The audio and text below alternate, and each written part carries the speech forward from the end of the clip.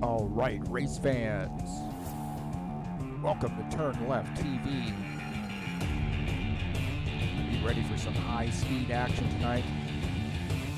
Step on the gas. All right, race fans, welcome to Michigan International. This is TurnLeftTV, and I'm your host, Heath Johnson. The High Octane Racing League Buschwackers Series is at Michigan. We're a 90-lap race. It's race number 9. The season winding down, and this could be a big one. We got a big field here tonight. A lot of points on the table. Who's got what it takes to bring home the victory here at Michigan? Well, there's only one way to find out, and that's watch it right here on TurnLeftTV.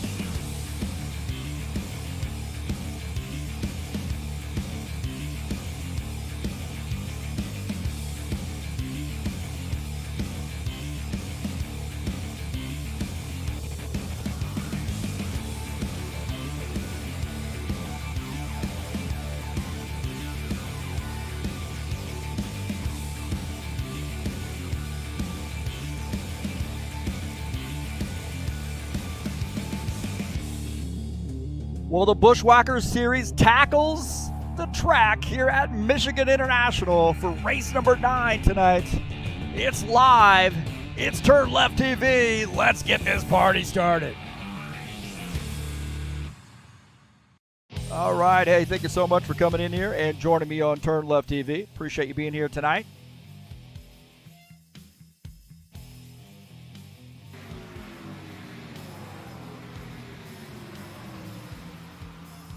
Got a big field here at Michigan. Guys are trying to figure out where they can push this car or how far they can push this car in the practice session.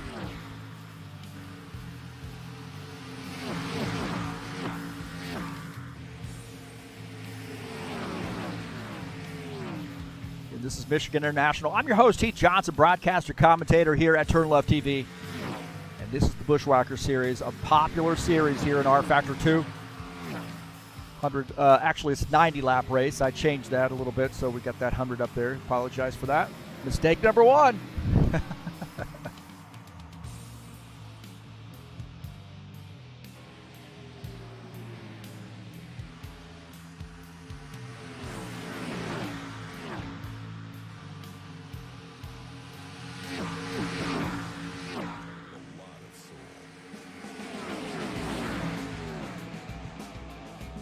Tonight's race is brought to you by EliteHostingUSA.com. If you want an rFactor 2 server for your league, you can look up EliteHostingUSA.com. They can actually provide a server for you in your local area, no matter where you are in the world. EliteHostingUSA.com. That's who provides our servers here at HighOctaneRacing.net. Not only our race servers, but also our website as well. Please join us over there at HighOctaneRacing.net. You'll get updates on point standings, who's running what throughout the week, quick link to TurnLeftTV, and a good link to the Discord channel if you want to, or the Discord server if you want to join us. Thanks to all those folks who have joined us on Discord lately. We've had a lot of people come in and join us. That's great.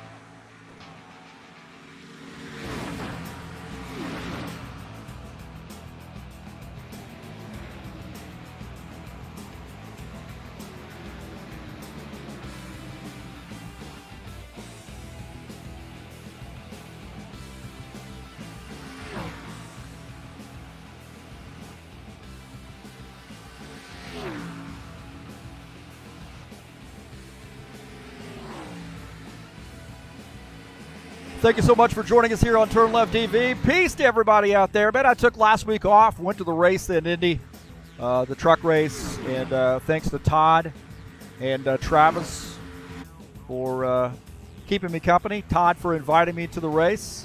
Just a few, it was probably about 40 minutes or so from my house. It was nice to see a great truck race, spend some time with my friends, meet up with those guys. So hopefully Todd has a good night here tonight. And thanks for his help and adminning as well. Please hit that thumbs up button. Let me know you were here. And then hit the subscribe button if you haven't already done so. Also in the description of this race, there's a link over to the Fanatec website. Please help me out by clicking on that link. I appreciate that. We got a good one. A lot of racing here on TurnLeftTV. We turn left and right, to be honest with you. So, but hey, thanks so much for coming in. It's going to be a fun one here tonight, man. Bushwhacker series, always a fun series.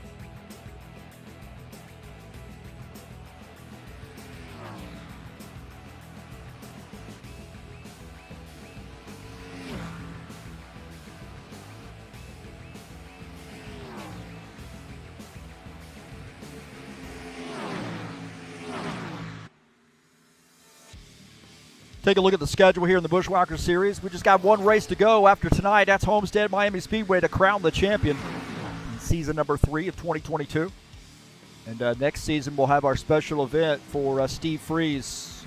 Definitely be on the schedule for season 4, and that's a big one. We'll be doing some prize giveaways, and should be a fun race. Always is, to honor our fallen hero there, Steve Freeze, here in the High Octane Racing League annual event that we put on, and that'll be live, of course, here on TurnLeftTV.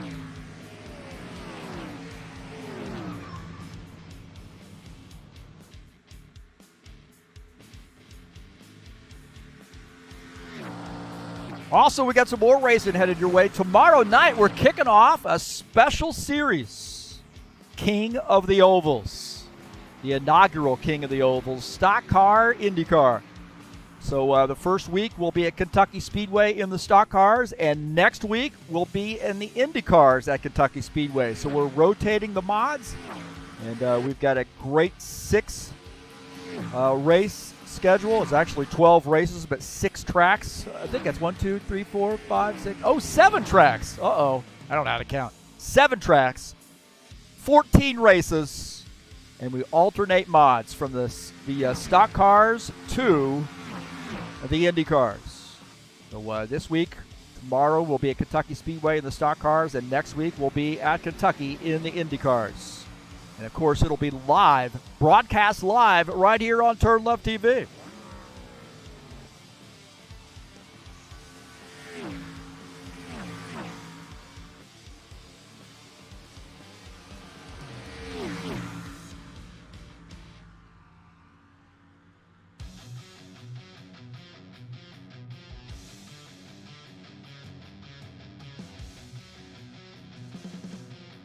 Getting some chatters in here. Look at that. Givaldo giving us the play-by-play. Givaldo is my homeboy, man. Tell you what a great guy. Love that guy. Cannot speak highly enough about Givaldo. Jesus Iglesias in here as well, man. How about that? Barbecue. Serving up some barbecue today. Jesus Iglesias. He says he's taking the night off. He's going to eat some barbecue, drink a few brews, and enjoy the race here on TurnLeftTV. Claudio Bargelli Jr., he's racing tonight. He was singing last week, wasn't he? I think he was maybe a week before at a concert. What do you call that? Samba? That type of music? He was doing a great job. So good luck to Claudio tonight. Good to see him in here as well. Definitely got to be one of those guys in the conversation for winning the race. Take a look at the 83 car. He got a big win last week. Only problem is we didn't broadcast it because I was actually at a real race last week.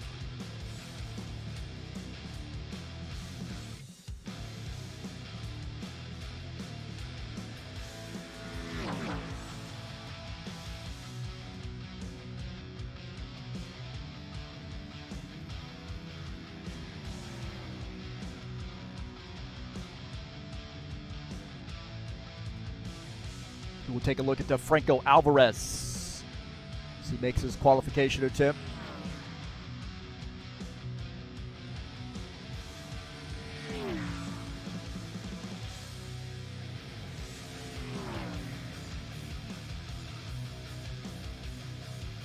This track is a pretty easy track to drive, but it's tough on those right side tires. If you overdrive the turns, there's a lot of room to race here.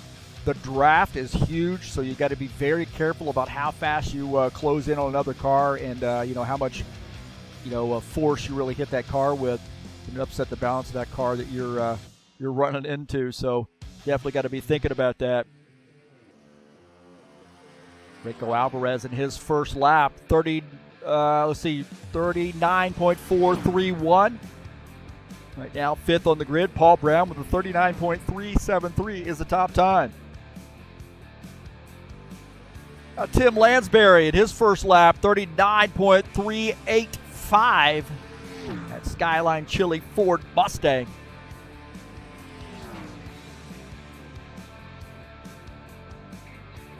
What he does for lap number 2. Seems to be, look at that, Jim Willis to the top of the grid. How about that in the 53 car? World Tim Lansbury runs here on this second lap. Those first 2 sectors are a little bit slower here, so I think that first lap is the one where you want to hit your spots and get a good time, because the second lap does not seem to be as fast. The tires wear out a little bit.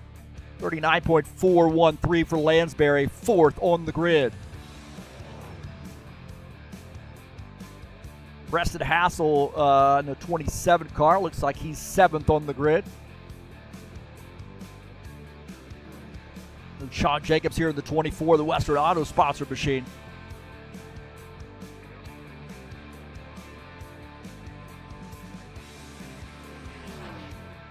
$39.40 for him.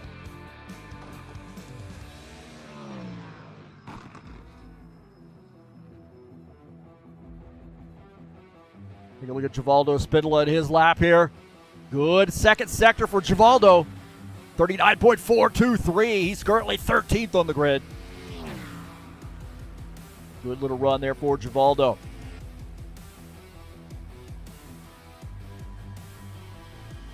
Jair Oliveira in his outlap.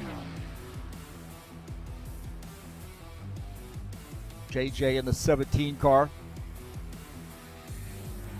NASCAR BR sponsor machine. Been knowing JJ for a long time, man. Did some broadcasting for IndyCar Brazil, NASCAR Total, and he was sort of the translator for me. Met some great friends. I mean, a lot of the friends I have in, the Brazilian drivers are really through my association with JJ. Brought JJ over to a race league here in the States, and we've just remained friends ever since. So,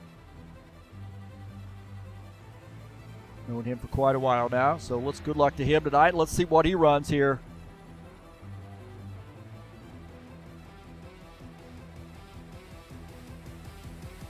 NASCAR BR does some great racing as well. 39.389 for JJ. He is 6th on the grid.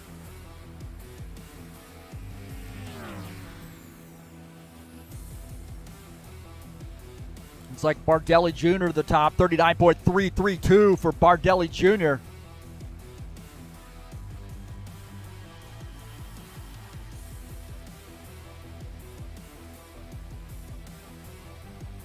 Looks like everybody has finished qualifying. These guys got about a little under 5 minutes left to go, and they're going to do the drivers' meeting.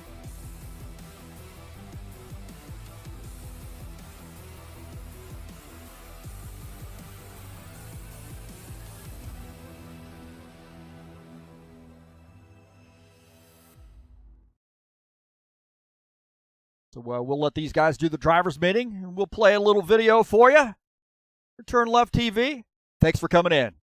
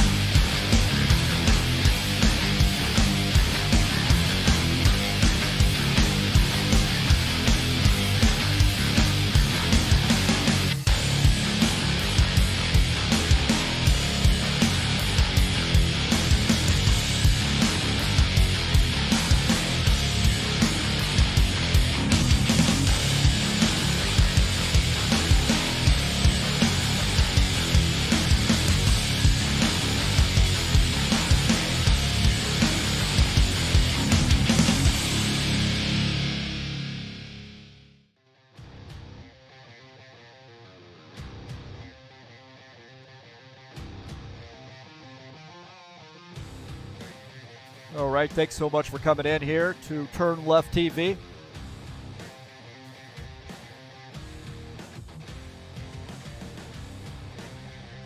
We'll take a look at the keys to the race here tonight. These are my keys to the race. Patience.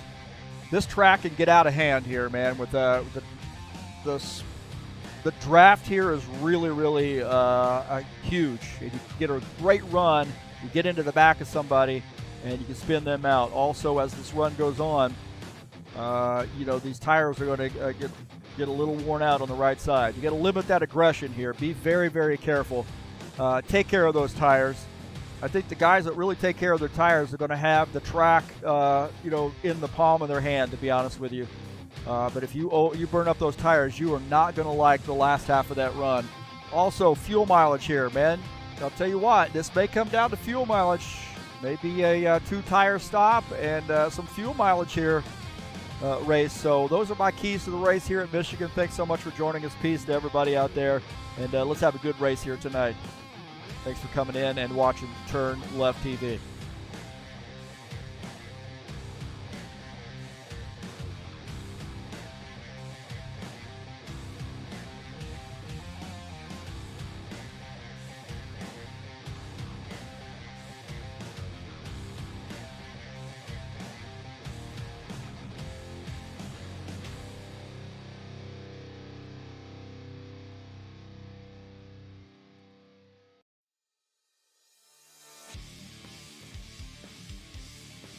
Let's take a look at the track here at Michigan, located in Brooklyn, Michigan.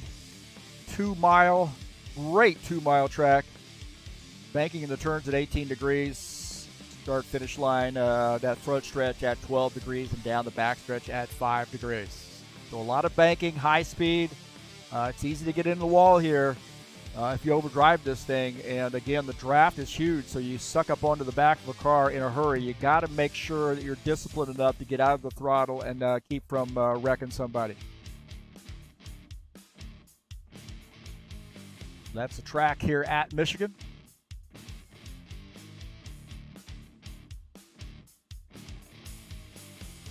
Like we got 19 drivers joining us here tonight, so that's awesome.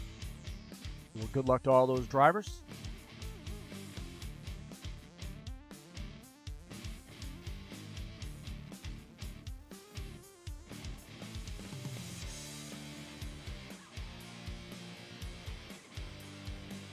Start to see some of our drivers come out on the track for the warm-up session.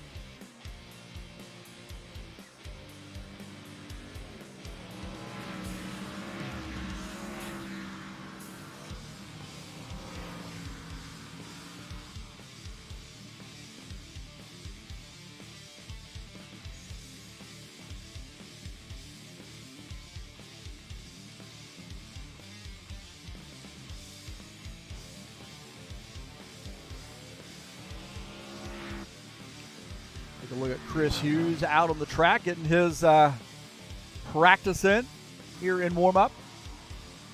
Making those final adjustments. Like we have a little over 9 minutes left to go.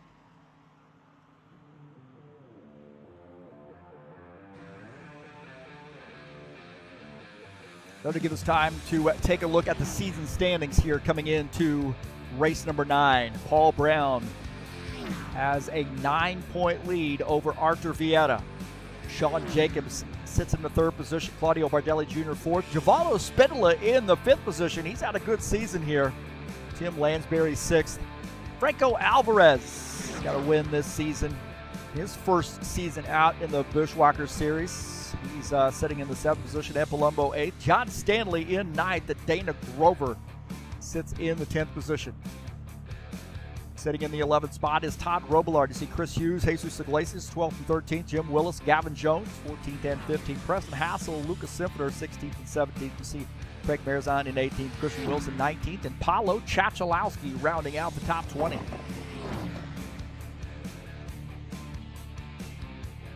Let's take a look at the qualification results. Qualifying on the pole is the 91 car with a 39.332. That's Claudio Bardelli Jr. Jim Willis will start outside row 1. Row 2 will be Paul Brown, Todd Robillard. Row 3, Tim Lansbury, Jair Oliveira. Row 4 will be Arthur Vieira and Craig Marazon. Row 5, Sean Jacobs, Williams, Thiago.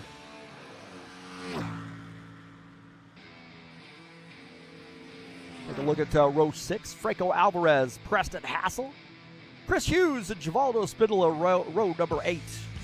Row 9, Dan Richter, Tony Furtado. Row 10, Gavin Jones, Thiago Gomez. And then also we have Lucas Sifner, who did not qualify, but he will start in the 19th position.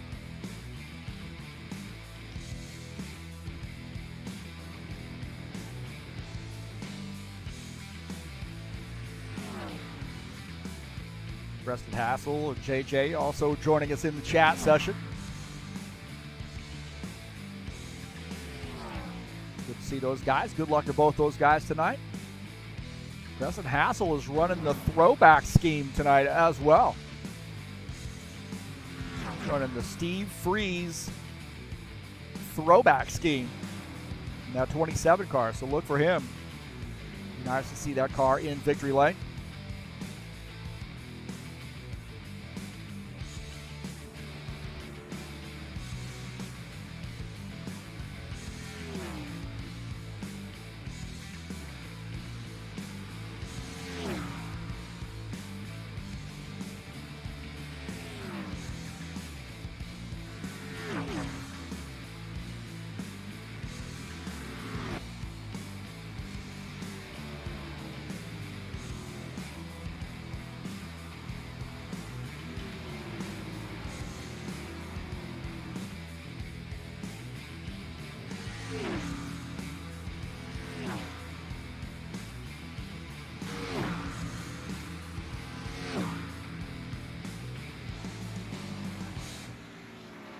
Speaking of throwback schemes, how about this? A 77 Dirty Mo sponsored scheme here for Paul Brown.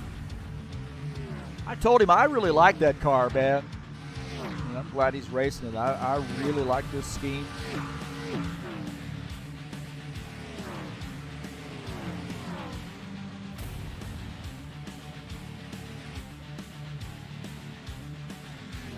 Maybe we'll see that car in victory lane. Definitely going to be one of those guys in the conversation, I think, to win this race.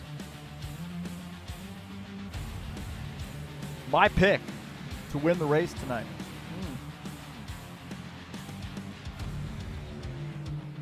Hey, that's hard. We got a big field.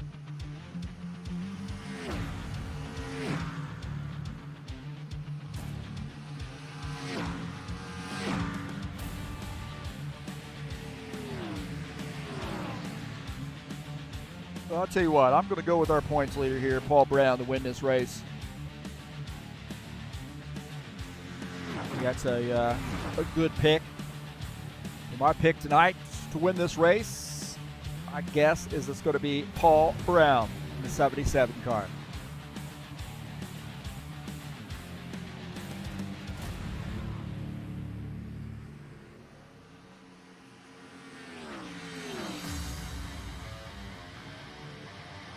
Take a look at Givaldo Spindler in the 68 car. I hate this camera view. Like, these guys go by, and then the camera finally changes after they're almost into turn 1. So I wish they would change that this track.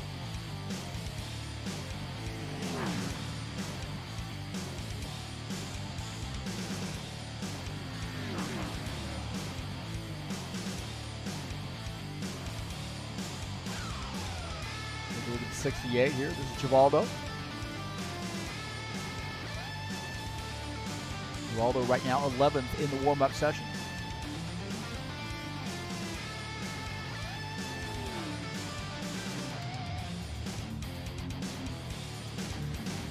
Lucas Simpler in the 21 car, that school bus sponsored or themed paint scheme. See him up there on the wall. Coming out to join us here at Michigan.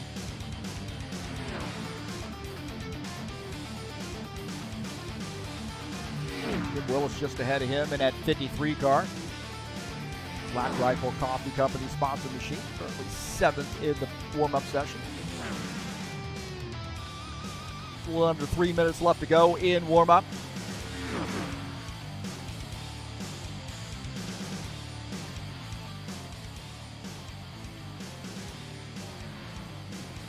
And don't forget, coming up tomorrow, we kick off King of the Ovals season. Starting at on August the 6th, we'll be racing at 9 p.m. Actually, quals start at 9, but practice at 8 p.m. Eastern Standard Time, and we'll be at Kentucky Speedway in the stock cars. Race number 2 will be at Kentucky Speedway in the Indy cars. We're going to find out who the King of the Ovals is right here on TurnLeftTV. If you'd like to join us, come on out. Get that QR code. You should join us on Discord.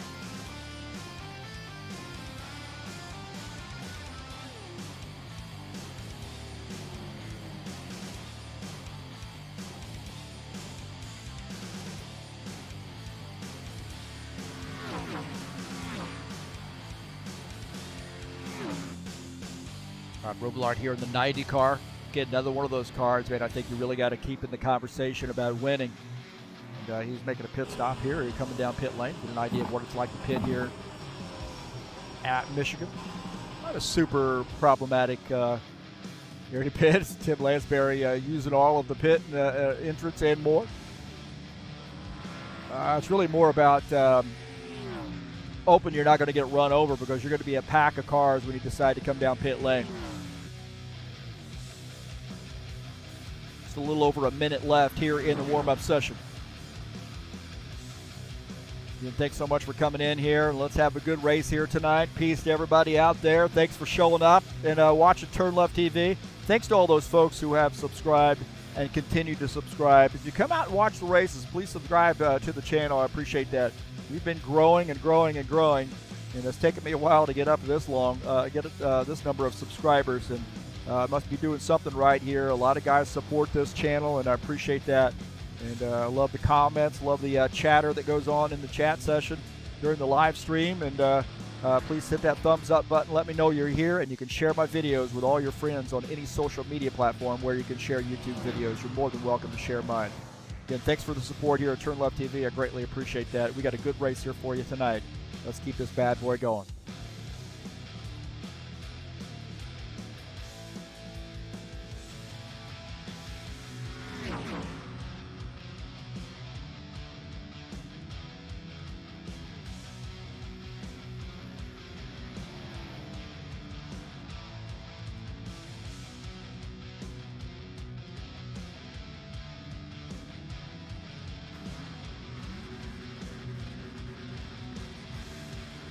All right, that's it for warm-up. Are you ready?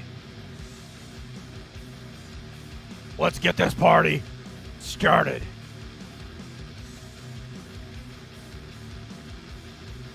Michigan International tonight, 90 laps. Fast track, a lot of speed here, a lot of pack racing, and tough on tires. All non-essential personnel leave the grid now.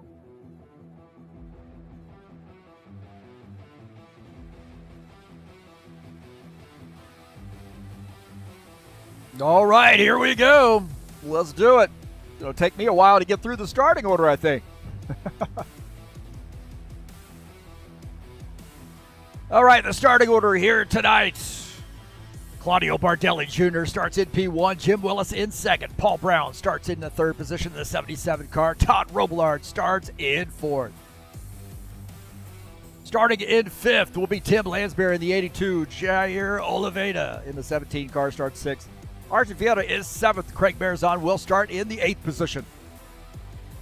Starting in ninth will be Sean Jacobs in the 24. Williams Tiago starts in 10th. Franco Alvarez starts in the 11th position. Preston Hassel starts in 12th.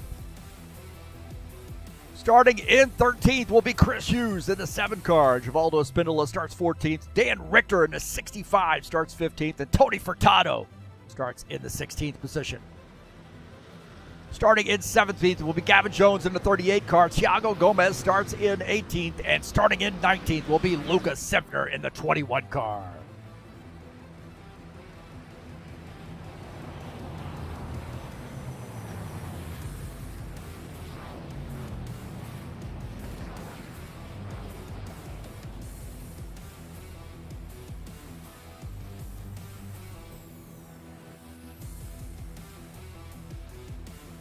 All right, boys and girls.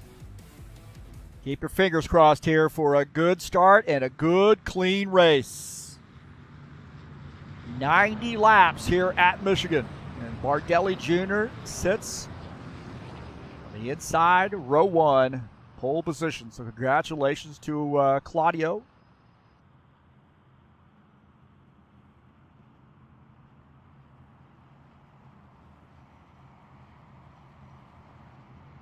'53, Jim Willis, great qualification effort for him. He is outside row 1, that 53 car. Lightning fast here at Michigan. Paul Brown, the 77, in third. Robillard in 4. Tim Lansbury up front there in that 82 car. And the 17 of Arthur Vieta outside row 3. Pace car is off. Here we go. It's Michigan. Green flag, go, go, go. All right, we're off. Bardelli Jr. leading the field into turn 1.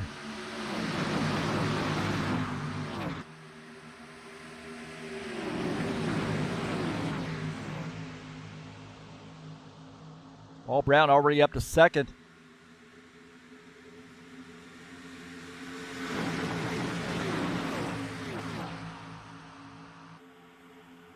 Nose to tail here now as they've got it sorted out. Paul Brown in second. Bardelli Jr. leading as Tim Lansbury third. Arthur Vieta is in fourth. Sean Jacobs fifth. Take a look at Sean Jacobs running in P5. Franco Alvarez just behind him. Board here with Sean Jacobs. Franco Alvarez all over the back of him right now as they enter turn 1. Alvarez to the high side.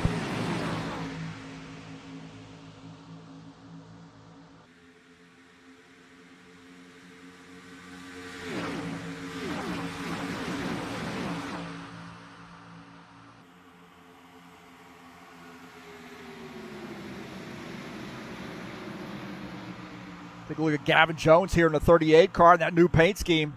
Booter sponsor machine. Oh, they're going 3 wide. 9 car went down on the low side there, and I think that Thiago Gomez was down low as well. They were 3 wide there for a second. Take a look at Gavin Jones. He's in a hornet's nest right now.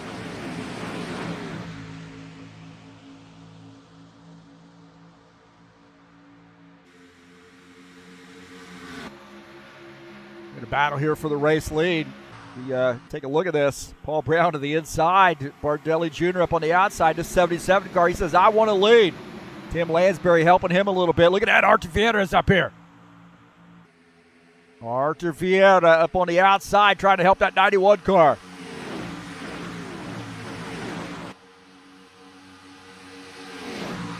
Franco Alvarez, he's in this mix. He's down on the low side there behind Tim Lansbury, this 83. Alvarez got a big win last week at Indy. So far, so good here. Sean Jacobs and Jim Willis. Jim Willis on that inside. Sean Jacobs behind Franco Alvarez. JJ, he's back there as well in that 17 car.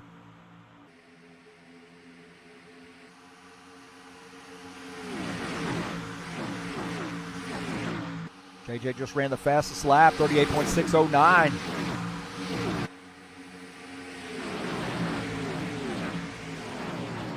Look at this, Jim Willis on the inside line. Alvarez is up on the outside. Inside Jim Willis, Alvarez up on the outside line. Some great racing here so far. Everybody being kind to one another. Take care of those tires. Alvarez up the track. There's a 24 just behind him at 53. Jim Willis on the inside. Get some more racing up front here. Paul Brown, Claudio Bardelli Jr. Paul Brown on the outside. I think Bardelli Jr. is on this inside. He's got a little help from Arthur Vieta. Great racing here. Arthur Vieta now side by side with Paul Brown. This is for the second position. On board here with Claudio Bardelli Jr. as he's getting a little shot there from, we got a couple, got some Brazilian drivers here hooking up, and I think Franco Alvarez might be from Argentina if I'm not mistaken. So Little South America versus North America here on the bottom line. South America on the high line. To the north are the North Americans. How about that?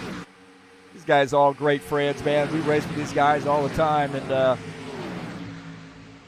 Bardelli Jr.'s got a great YouTube channel. He broadcasts races from his driver's seat, so nice to watch him. Thiago Gomez, he might be off the track here a little bit. Yeah, he is. He might have got pushed down to that low line and went off track. Able to recover there, so that 9X trying to hold on to that thing. I'm not sure what happened to him, but he went way down to the bottom side.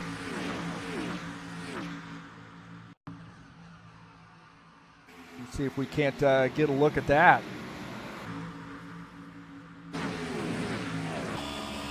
Right here, I don't see anything going on there, but caused Thiago to go down to the bottom side. Actually, I think that was there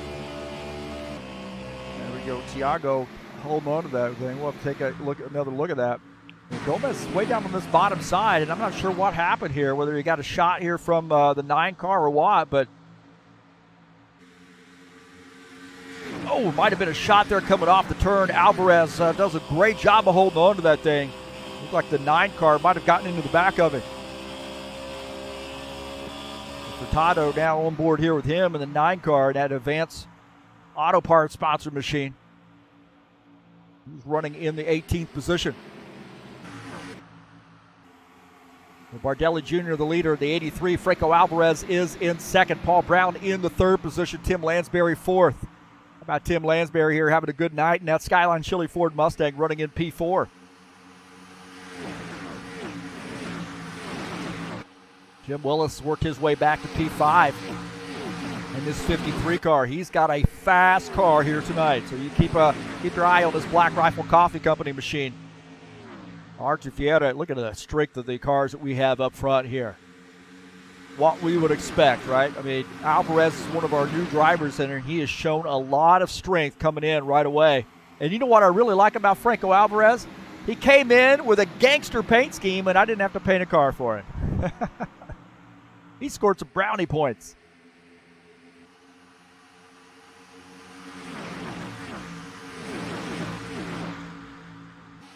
So far, so good here, 11 laps in.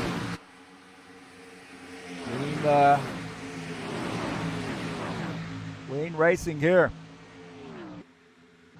Take a look at Givaldo Spindle in the 68 car. On board here with him, he's running behind the 7 of Chris Hughes. Givaldo down to the bottom line here. They may be going 3 wide. Back it off there. Givaldo going down to that bottom side. Now racing Todd Robillard in the 90.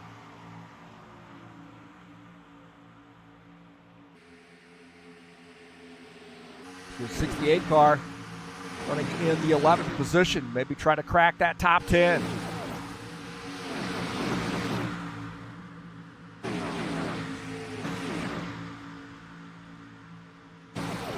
Take a look at Jair Oliveira in the 17 car. Just below him is the 21 of Lucas Simpner. JJ in this Camaro up on the high side. These tires start to wear out a little bit, man. You're not going to be able to keep on that throttle as you come off the turn. It's going to want to drift up into the wall, so you got to be really careful. Dan Richter here in the 65 car. Look at this, 3 wide ahead of him. Givaldo ran out of room. What was I just saying? Givaldo ran out of room, got up into the wall. Dan Richter trying to get by. Givaldo recovering, but Dan Richter picks up the spot. Givaldo ran out of room, and he made a little contact with the wall. These tires start wearing out here. You can't drive that thing the way you started at the race. And they have to give and take here a little bit. That's what's going to happen. Somebody's going to get up into the wall, bounce off the wall, and get down into some cars on the bottom side. We got a 3-car breakaway here with the 91. Bardelli Jr., Alvarez in second, and Paul Brown in the 3rd position. A little bit of a breakaway here with those guys. They got another 3 here climbing on the back of them, and headed by Tim Lansbury. He's just behind Paul Brown, now closing in. He's going to get out of the throttle here and be patient. Jim Willis in the 53. He's getting in this mix as well. Archer Vieta in the 4 car. About 6 cars there. Open up a little bit of a gap. Sean Jacobs is running in the 7th position. Western Auto sponsor machine. Just behind him is Preston Hassel in the throwback Freeze Racing PCs machine. And that goes way back right there. I painted him that scheme. Looks pretty much like spot on for the car that he used to race in NASCAR Racing 2003. That goes way back. I mean, Preston Hassel's been here for a long time. Sean Jacobs been here for a long time. Good to see those guys out here continuing to race with HORL. On board here with Todd Robillard. Robillard running in the 9th position. Had a great time meeting up with Todd at the truck race last week at IRP. Traveled all the way from Rhode Island to enjoy the weekend festivities last week at Indianapolis Motor Speedway and IRP. Great to spend some time with him. Didn't get to talk a hell of a lot because we had the trucks in our ears, but nonetheless, it was awesome. Had a few beers and some grub and watched the race. Also, hopefully we maybe even talking about doing that next year. Who knows? Well, who's to the front? That's Franco Alvarez, as Bardelli Jr. has elected to come down pit lane, so he may start the train for pit stops. And I'm hearing some chatter on the radio that there's some pitting going on. It's going to be interesting. Take a look at our side-by-side view here as I think we got pit stops underway. A lot of crews here indicating they're coming down pit lane. Bardelli Jr., you see him on pit lane right now. He's finishing up his pit stop now, coming back out on track.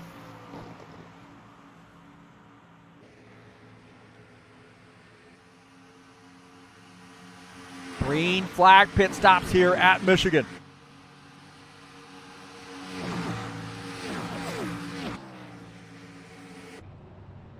Take a look at Givaldo Spindola. He's on pit lane here on lap 18, taking some service. Franco Alvarez, the leader, and he's indicating he's going to be coming down pit lane here in this 83 car. Tire Pros sponsored Chevy Camaro on pit lane. Look at that. We got a ton of guys on pit lane. Oh, no! Sifter loses control, and we got a yellow flag. Sifter lost control, and we got a yellow flag.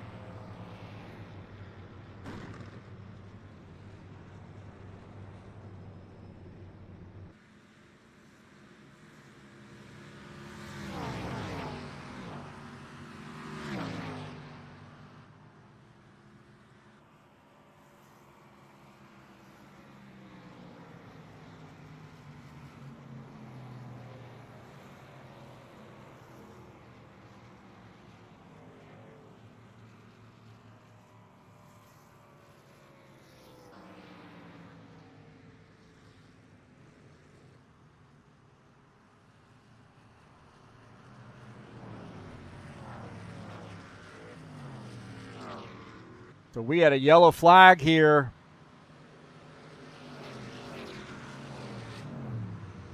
And they had some shenanigans coming down pit lane.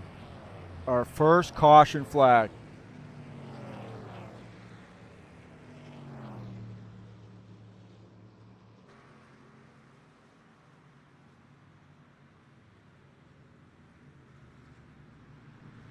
Let's take a look and see what happened here as they come off pit lane. Or they come off the track, come down pit lane. You see everybody sort of woeing up. Sifter's got a heck of a bit of speed, and he spins and gets into the 2X. 60 car does a great job of avoiding that. Take a look at the 60. Craig Marzon now the front of his car. Look at this. See the 21. He gets into the back of the 2X car. And Craig Marizon does a great job of missing that.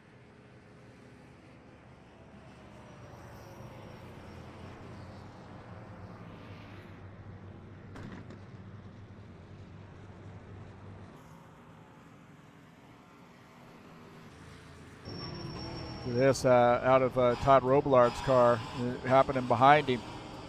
Take a look at that again out of his view. Take a look here. Well, we're gonna have to do that again. Out of the back of Todd Robilard's machine. You see that right there? They just get on the binders and spin around.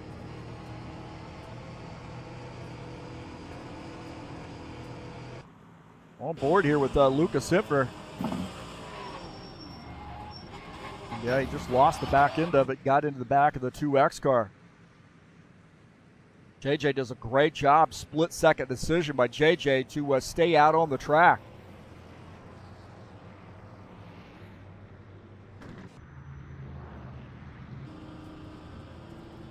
We're back out here live, and now we got some guys I think might be trapped a lap down.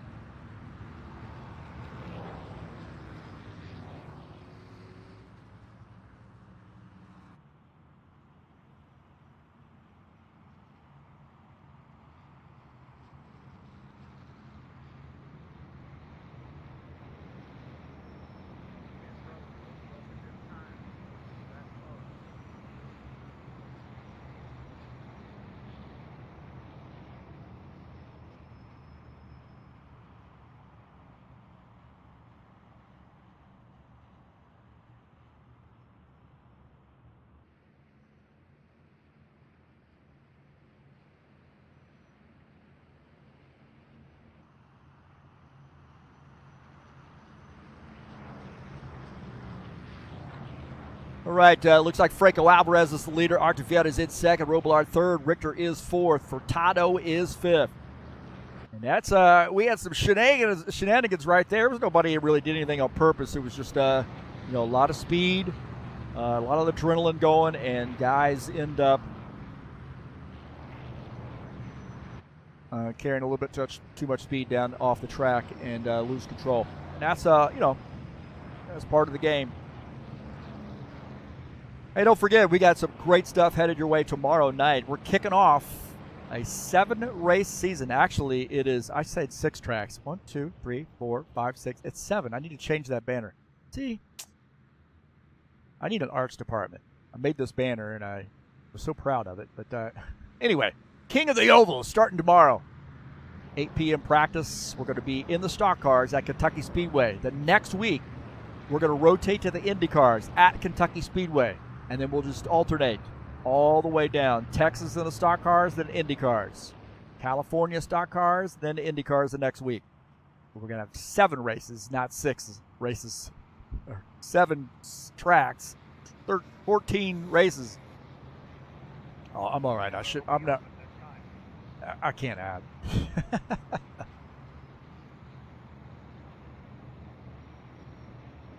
So we might have some wave arounds here. It looks like Chris Hughes, Jim Willis, Gavin Jones, Givaldo Spindola, Thiago Gomez may take some wave arounds. Actually, looks like Gomez is coming down pit lane. He's going to cut his losses, I think, and make a pit stop. Now, Dan Richter coming down pit lane here in the 65 car. He's taking service, one of our Indiana drivers. Purdue University alumni.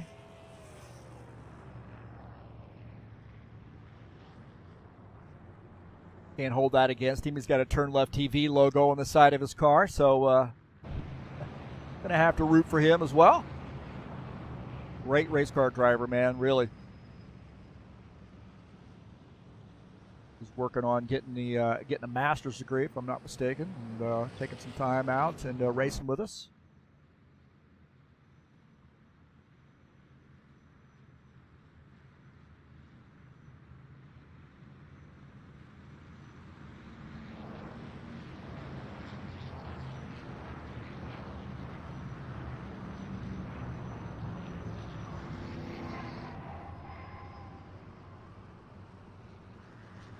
Looks like we might have had a spin here on the backstretch.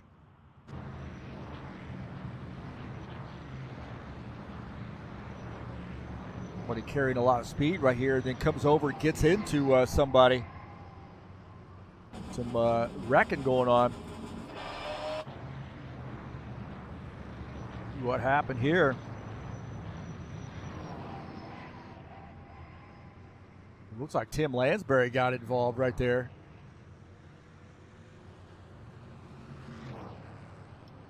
Well, I don't know. Lansbury, he was just a victim here, I think. See if I can get another look at this. This is the problem with some of these camera views. Right here, JJ, I think, comes over and gets into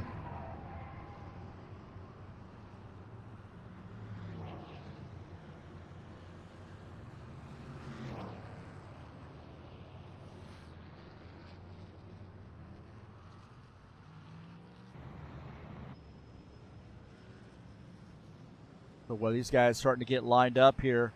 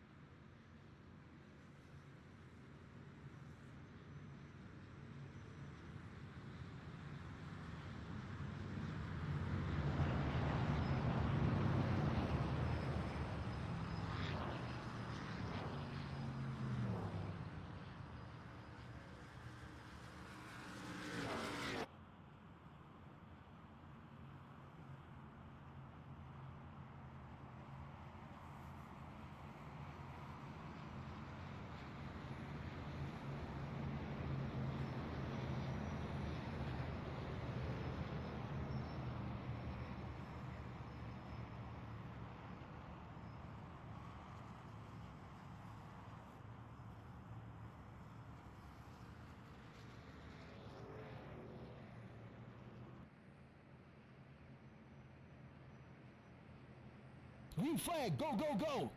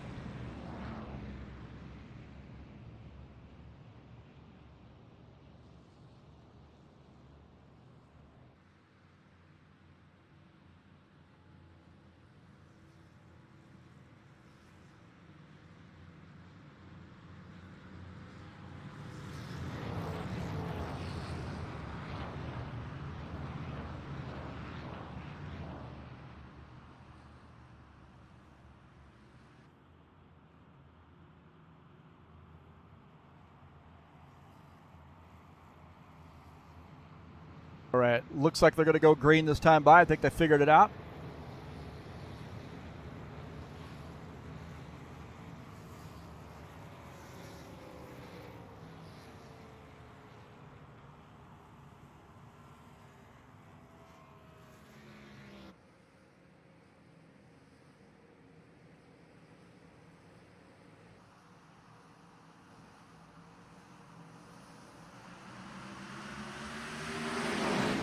All right, we're back to green.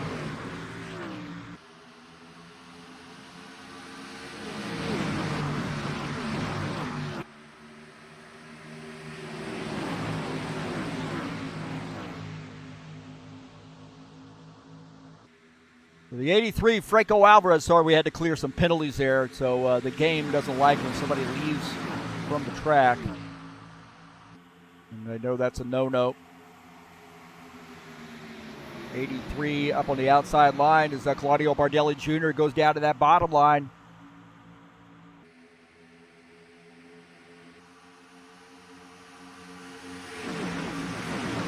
Tiago in this mix too. We haven't talked too much about him. He's showing some muscle here in that 2X car.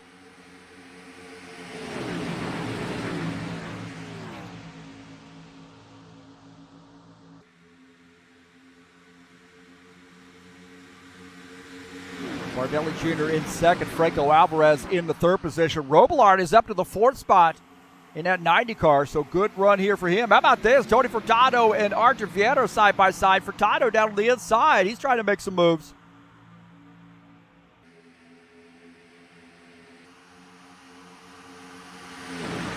Tony Furtado up to the second position now.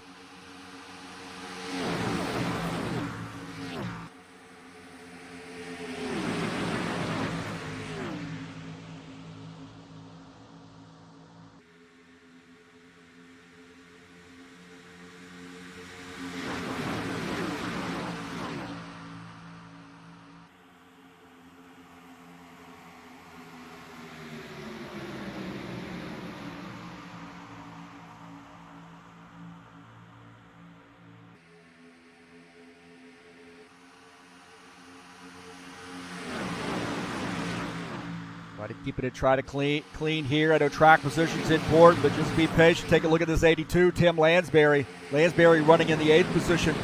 He got taken out there on that caution.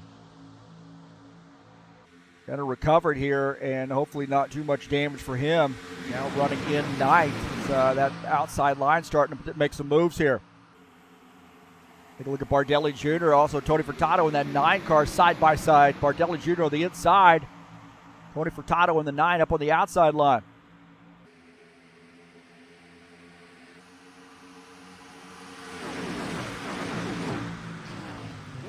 Yellow. We got a yellow flag here.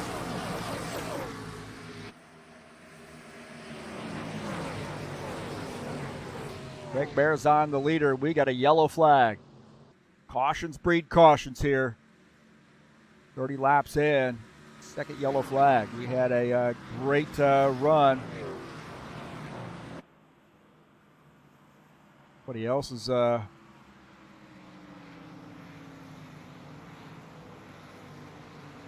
around, it looked like. We'll take a look at this. Thiago Gomez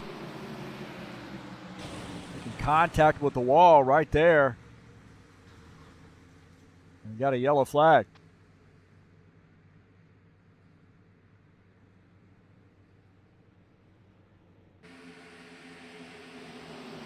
There was contact, and I'm not sure. Take a look at this. This is, oh man, he warped. He warped backwards. Take a look at this. Watch the 9X. He warps backwards. He warped backwards right there in the 9X car and warped into the 68.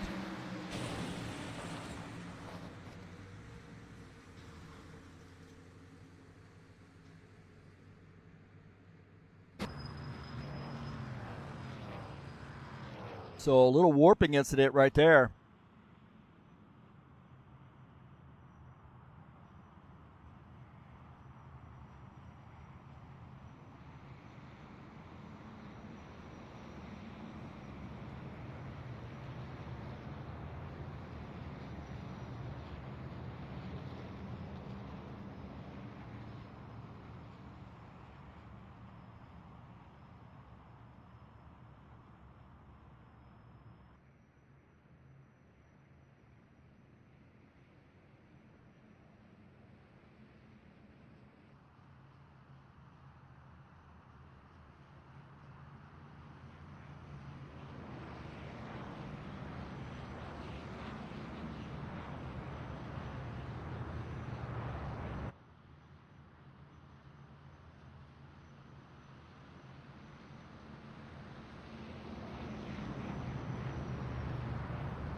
The car here, Craig Marazon is the leader.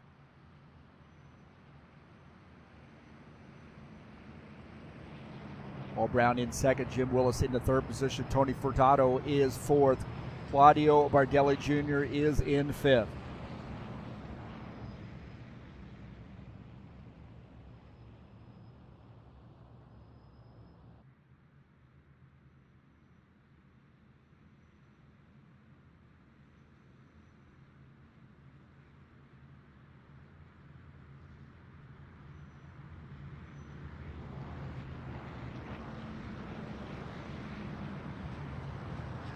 Jim Willis running in that third position. He's got a good run here going tonight. Probably going to get some pit stops here, I would imagine. Schedule here in the Buschwackers Series. We are at Homestead, Miami Speedway for the final race of the season, 100-lap race. And we'll crown the champion at Homestead. I love Homestead, but it's a great track, fun track. I got a couple grooves there that I think if you can run that high line, you really got an advantage. And then we'll be announcing Season 4 schedule very soon. And you can bet your bottom dollar we will have the Steve Freeze Memorial Race on that schedule, our annual event to honor Steve Freeze.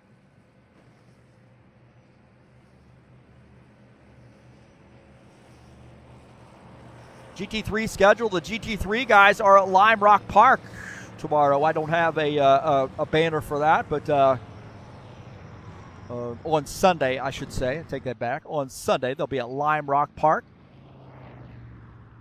Race number 5 of that 6-race Sunday Shockwave season. And racing starts at 2:30 p.m. Eastern Time in the GT3 series. Guys got some pit stops. Probably did some 2-tire stops, I would imagine. Take a look at Jim Willis coming back out on track. Dan Richter in a 65 car. Maybe decided to stay out there.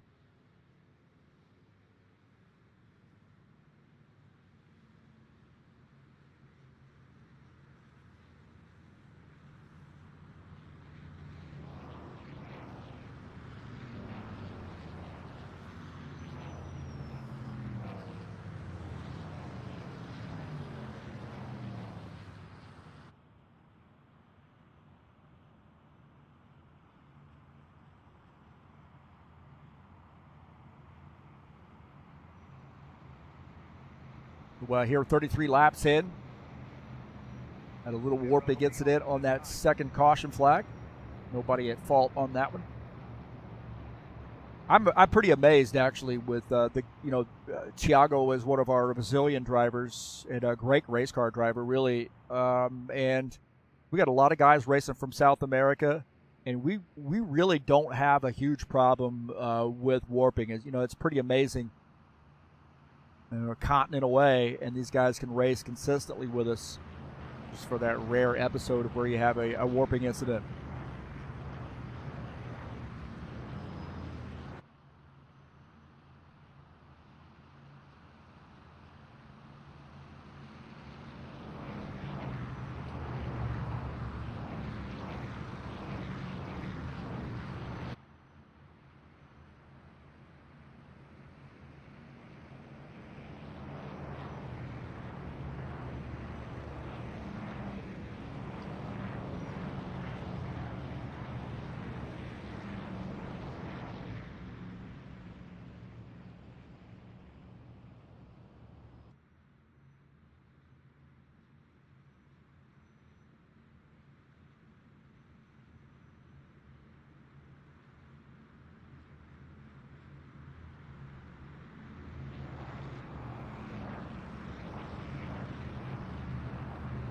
Dan Richter is first. I don't know if he's going to be coming down pit lane. I don't think he pitted. But we'll see what he decides to do in this 65 car. Paul Brown in the 77 will start in the second position if Dan decides to go down pit lane. Paul Brown will start in P1.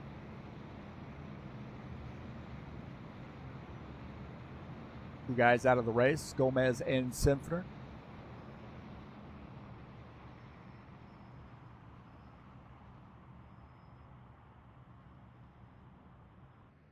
And it does look like the 65 is coming down pit lane. So that's going to put Paul Brown in P1. We take a look at the 65 car as he makes his pit stop. It'll be 1 to go this time by. That Boom Boo Rum Company sponsored Mustang.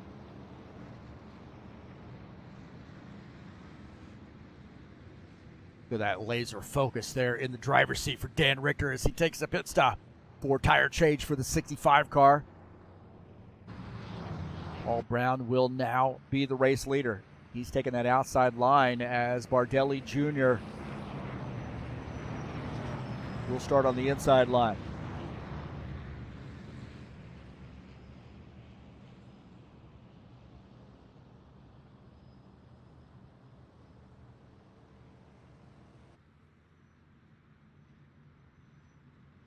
Did you go around me?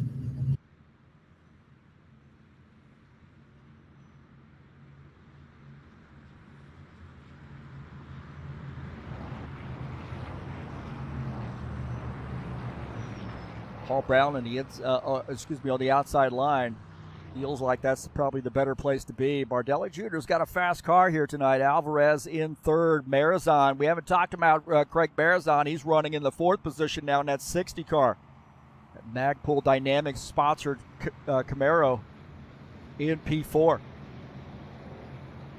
Robillard in fifth. Oliveira is in sixth. Actually, Oliveira starting in the fifth position as Robillard will start on the outside line in sixth. Pace car going in this time by. Here we go. Getting ready to go back green. Lot of racing to go here. Just be patient. Green flag, go, go, go. All right, back to green here at Michigan.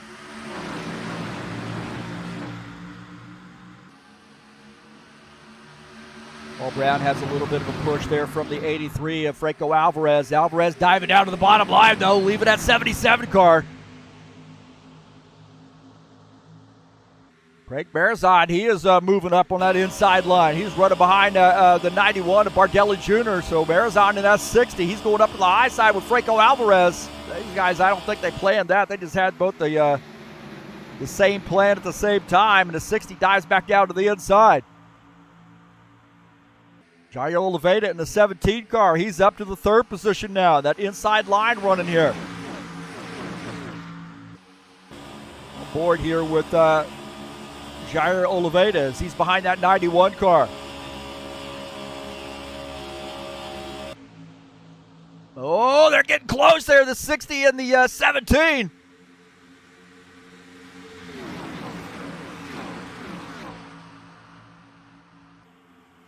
Marizon running that outside. You see the 4 of Archivieta now creeping up there. He's in the third position now.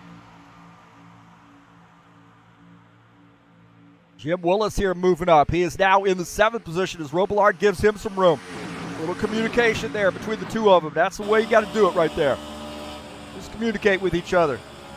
You get after it here maybe in that last 15 laps or so. Scrubbing off the speed there from the 53 car as Sean Jacobs to the inside. It looks like we had another little bit of a warping incident there.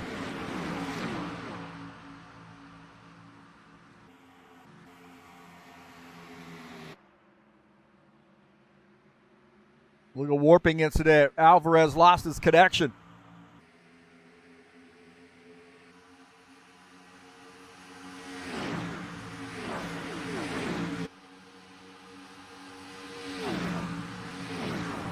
So we get a yellow flag.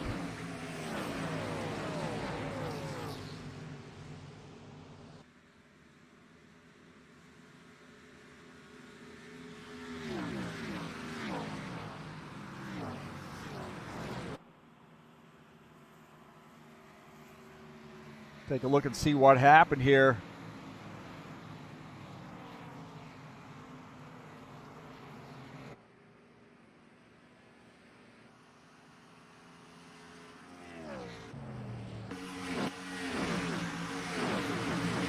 Take a look and see what happened. This is down the front stretch. It looked like the 30.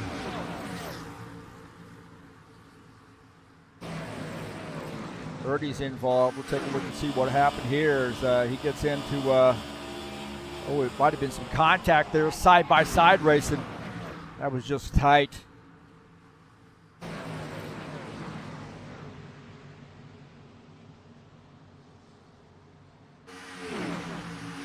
Got to the back of Sean Jacobs' machine.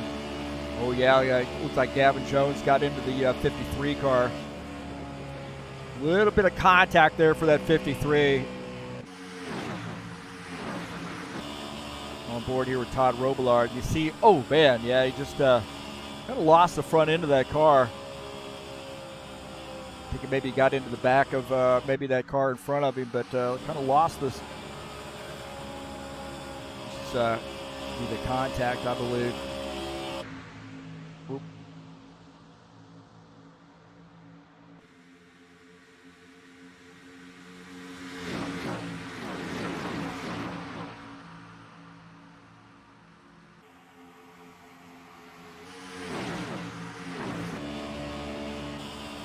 Right here, we see, yeah, he just kind of loses. He gets out of the throttle there, and maybe he got that back end a little oscillating, and I think came around.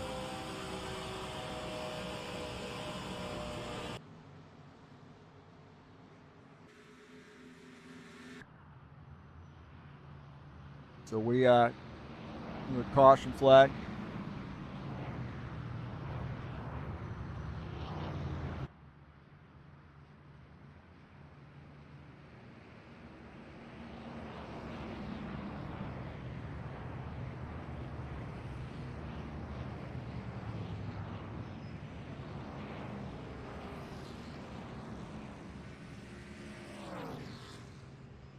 Franco Alvarez getting one of his see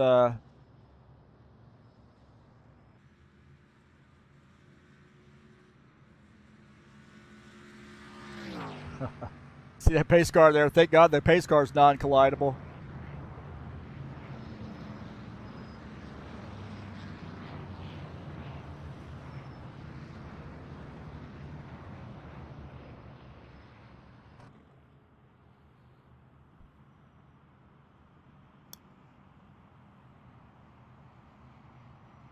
And 91. Bardelli Jr., the leader. Oliveira is up in the second position. Vieira is third. Marizon fourth. Paul Brown is in fifth.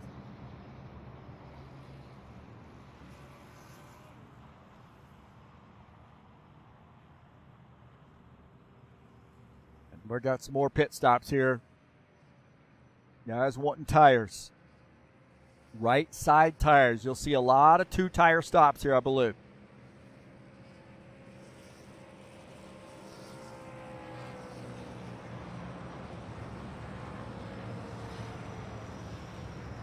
Take a look at this. Preston Hassel in the throwback scheme. Making some service there. The Steve Freeze High Octane Racing League throwback scheme.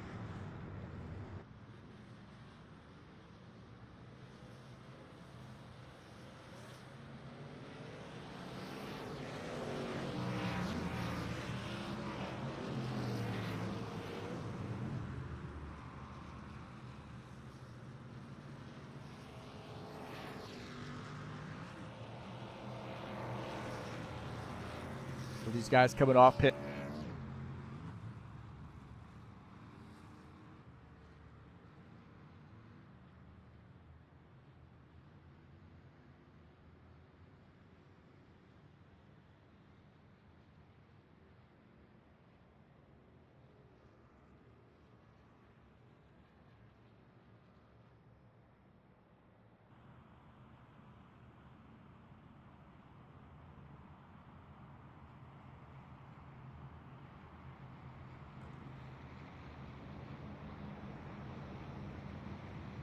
Pit road will be open this time.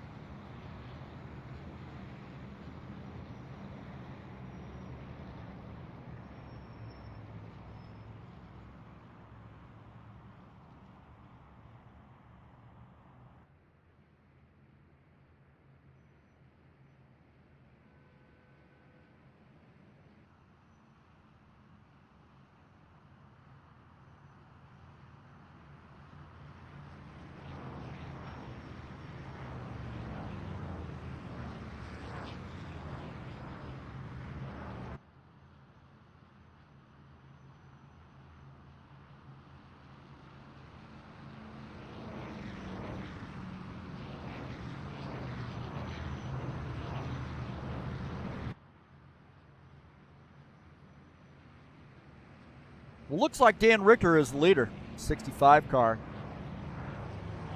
Lansbury up to the second position.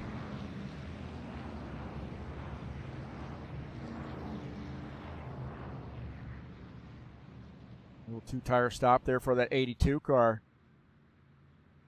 Wasn't even in there long enough to get some chili.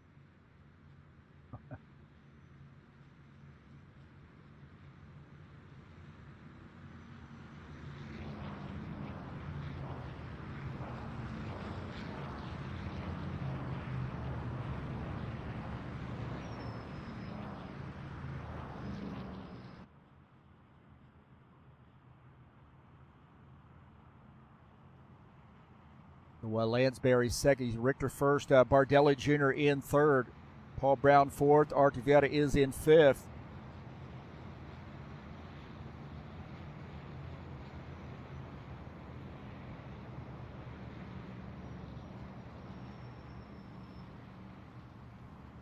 Hey, thanks so much for coming in here to Turn Left TV. A little bit of a couple caution flags in a row. We had about 30 laps or so, green flag racing, and then we had some pit stops, and that led to a few caution flags. Pit stop, wreck on the pit stop. It'll be one to go this time. Bunch of guys coming in there together and losing control of the car and brought out the first caution flag.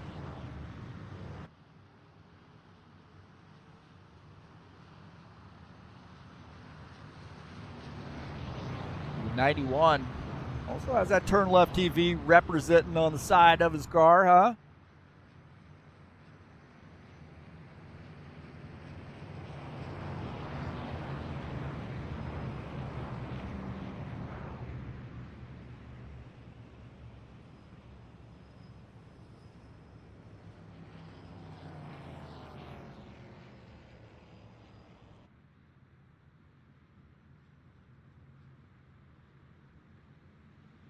Take a look at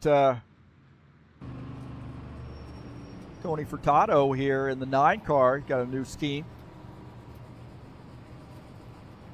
Advanced Auto Parts sponsor machine, and he's flanked by the Western Auto Parts sponsor machine. So the battle of the auto parts manufacturers.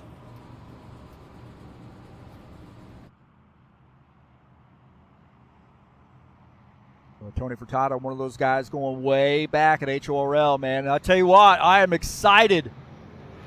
I saw Scott Johnston just joined us in the Discord. I had a chat with him and his son Tim Johnston also. Those guys go way back at HORL, and it's going to be exciting to see those guys back on the track.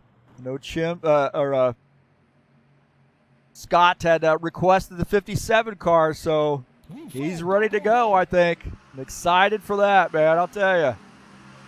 Here we go, back to green. Bardelli Jr. on the inside, pushed by that 4 of Arthur Vieta. Guys dart out there to the lead as Paul Brown into 77 on the inside. JJ way up the track, coming around that turn as Robillard down to the inside. AJ Jair Oliveira on this outside line. And being patient up there. Just holding the line, and that's the way you got to do it here. Those guys that kind of dart around side to side that get in trouble.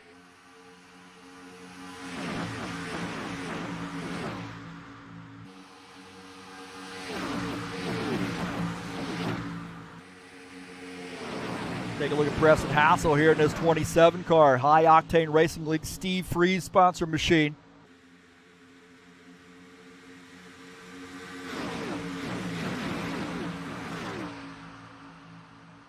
Running in the 7th position, that 27 car, running behind Tony Furtado on board here with Preston Hassel. Tony Furtado now diving down the inside as JJ kind of slides up the track. Out of the throttle there, being patient. That just shows you some of the experience there behind the wheel. Not only Preston Hassel, but also Tony Furtado just being patient here. Nose to tail right now. Figuring it out here and see if they can't race it to the end. Furtado giving it a look there. Oh, JJ may make contact with the wall. JJ up the track. JJ went up the track and made contact with the wall. He's now trying to recover. We'll take a look at this 17 car. And that car went way up the track. Tony Furtado did a great job of getting out of the throttle and keeping from getting into the 17. Now they're kind of stacking up there too wide. Take a look at Sean Jacobs here in the 24 car. Behind him is the 2X. William Siago. Preston Hassel to the inside. They're going to go 3 wide. You got to be careful here. Don't do that. They got together, I believe. They got together. Almost a wreck right there.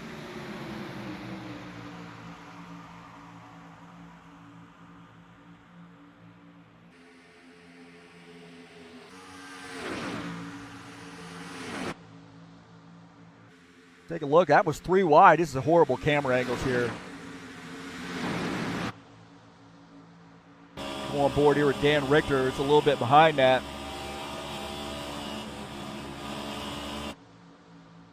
If we go Chris Hughes, he might have to give us a better view right there.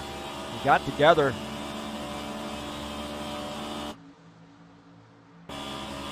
Right here, right there. There was 3 wide. I think the 17 car might have came down into that 27. There were 3 wide there. 24 car's got ahead of this little pack, and he's probably feeling a little comfortable now, but these guys are still getting after it. Gavin Jones on the inside. We got a spin, I believe. These guys just getting down into each other. The 65 car might have made a little contact with the wall.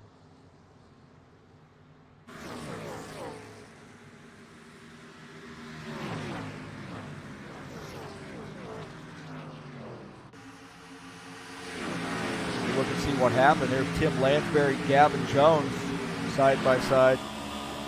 Board here with Lansbury, and there was contact. And horrible camera angles. Oh man, Gavin Jones hit the wall hard. My heavens, man.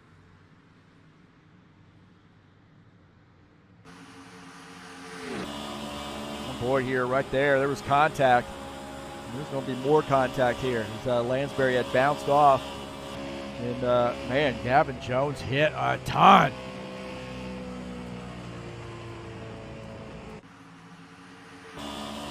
Right there was contact here. We'll back this up a little bit. You see the 82 going down to the bottom here.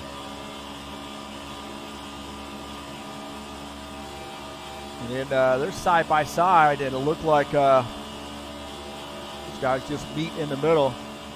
And then Lansbury bounces off, comes back, and then a third time right there.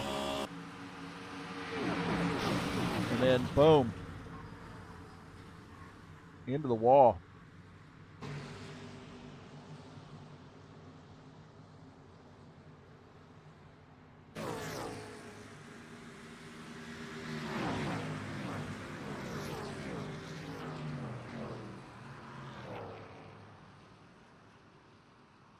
Gavin Jones, that was a hard hit for him, man, on board here with him. Watch this. This is going to be just awful. Oh, man.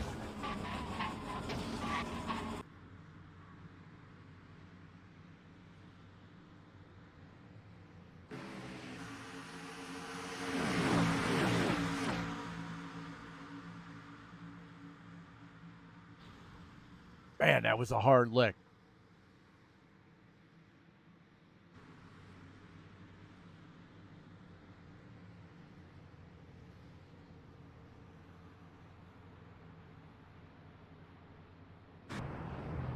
Back up here.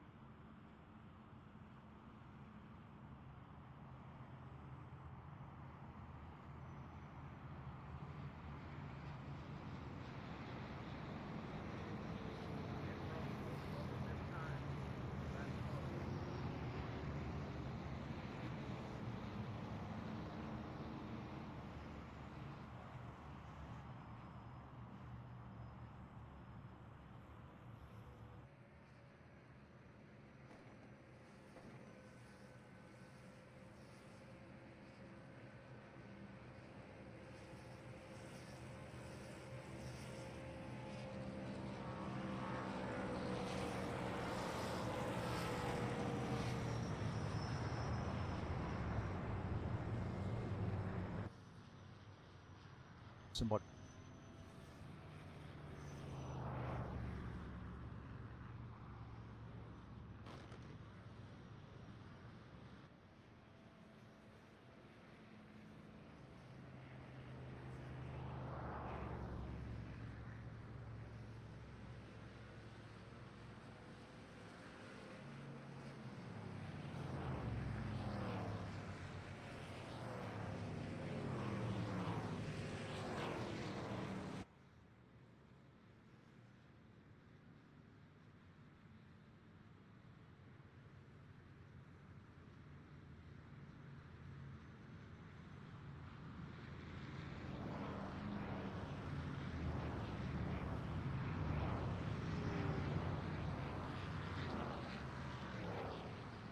Well, we got a lap at 53. Looks like we had a little incident there.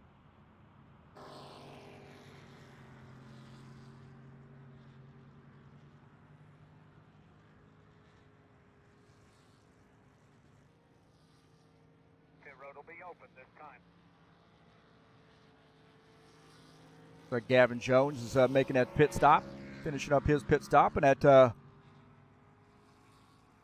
Hooters sponsored number 38 car.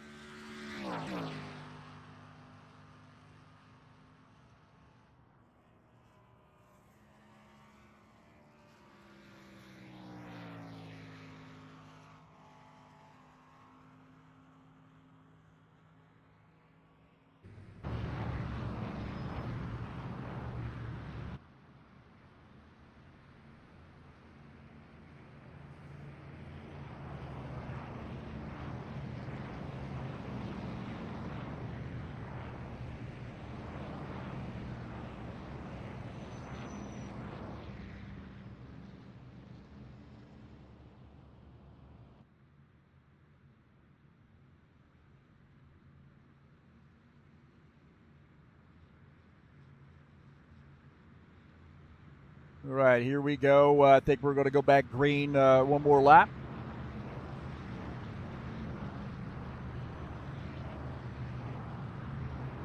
Don't forget, some great racing. Jesus is asking, what's tomorrow?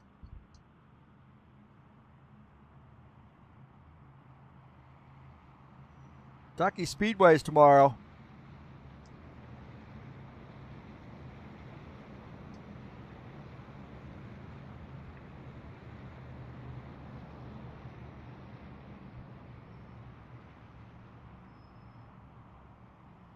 Well, that's going to be a fun one in the King of the Ovals. Starting that off tomorrow.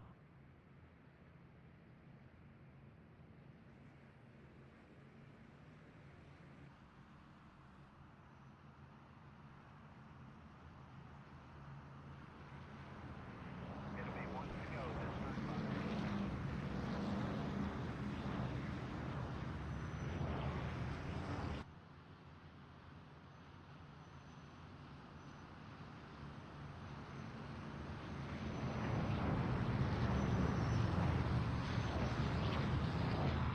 '91, Claudio Bardelli Jr.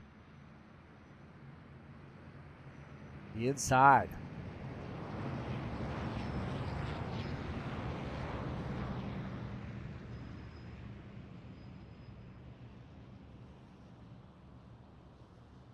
Four car up on the outside line. We'll start in P2. The 77 will start on the inside line.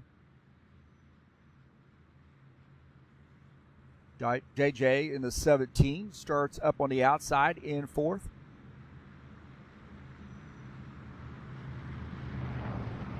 Well, I feel like I've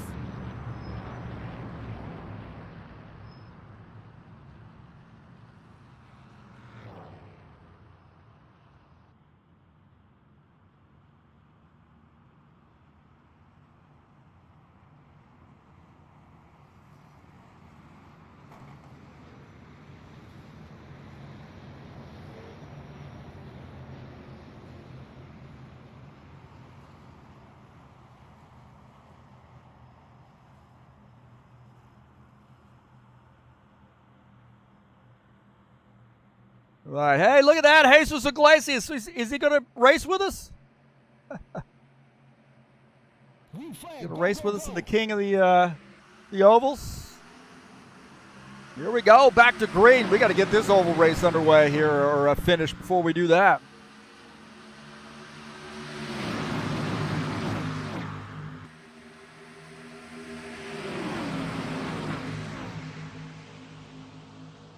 Oh, man, they're getting tight again. Somebody coming across the track, and here we go. Another big-ass wreck. Oh, God.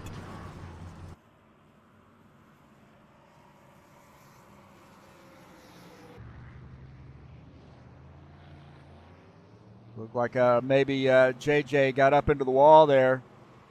What in the world? Right there. JJ comes up and gets up into the wall, bounces off the wall, and I think it comes across the track. And gets into 7 car, I believe.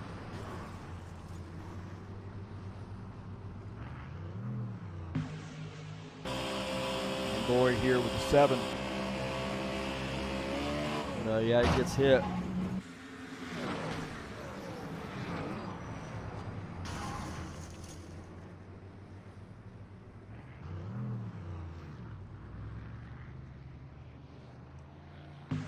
Like JJ may have made some contact with the wall right there. And the camera angle is going to be horrible on this, but right there it comes across and gets in to the 7 car.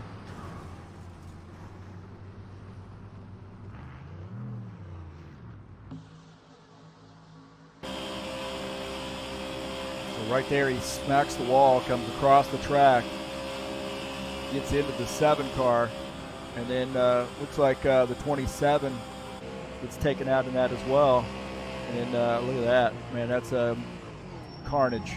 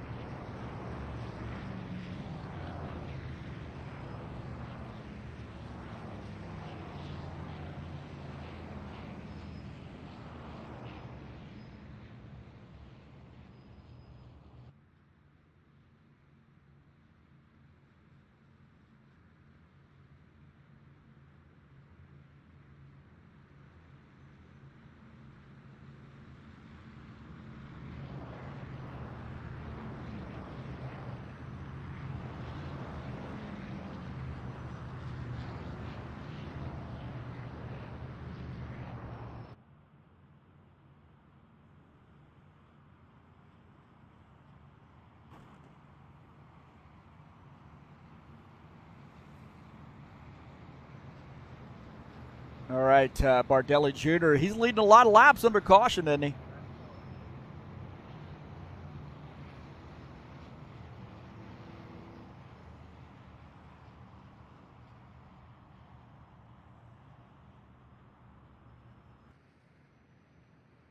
So don't forget that King of the Ovals. Jesus Iglesias says he's in.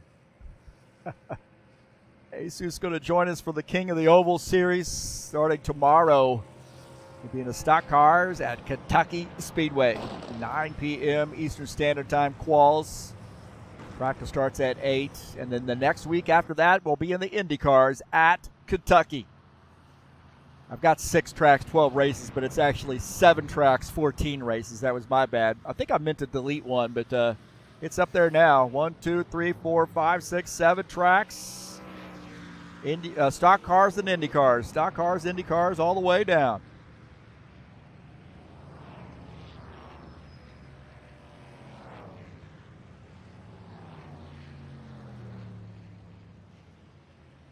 So looking at Jesus says, see you tomorrow. I don't know what that is. That oh, okay. He's got a car there puffing some smoke.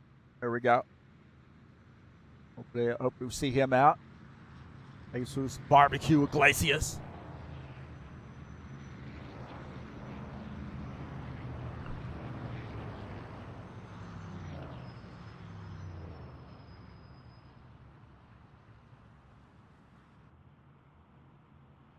Now we're showing as Givaldo is the leader. Now the 68 car. Givaldo Spindola. He may end up coming down pit lane here, not sure.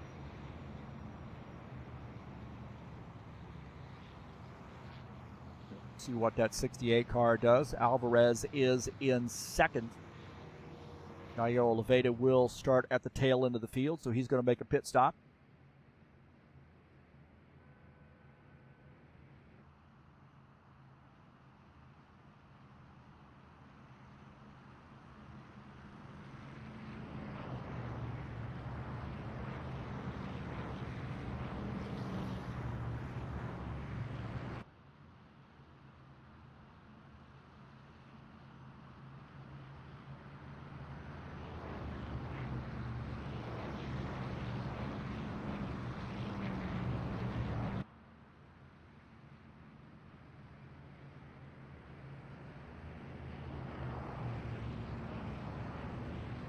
So 68, Claudio Bardelli Jr., he's up there as well, but 68, Givaldo Spindola, also Franco Alvarez, 91, Bardelli Jr.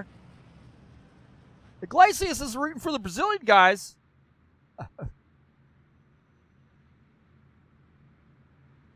The Spaniard is picking sides.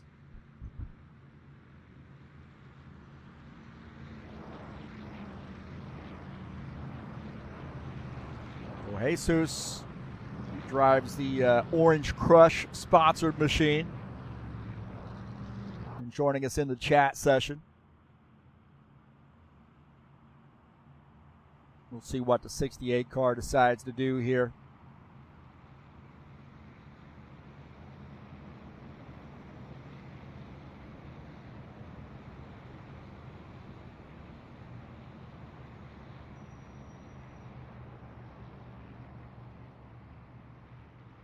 '83 going to start either up on the in P1 or looks like he's going to be P2 here as Givaldo stays out.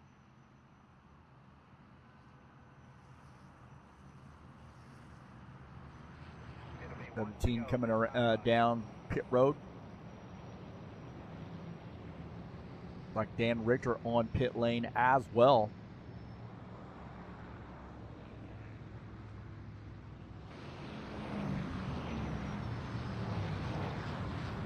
All right, we got them lined up.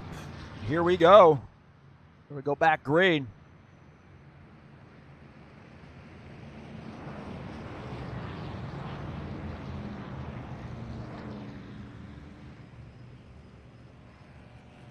'83 up on the outside line, and we got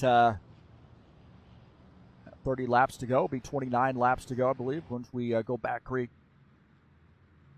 We're on lap 61. Start lap 62 when we cross the start-finish line. GT3 Series is at Lime Rock Park on August the 7th. Race number 5 of that 6-race series, and I think there is a great set of tracks coming up for the next season in the GT3 Series. You want to keep your eyes open, man. I saw the schedule, and that is looking very nice. Thanks to Will Dunbar for heading up that series. He's been a busy guy here, and he's been out here racing with us. Well, here we go. Pace car coming off the track. We're going to get back after it here. Pace car's off. 68, Givaldo Spindola going to lead the field, take the green flag. Here we go. Back to green.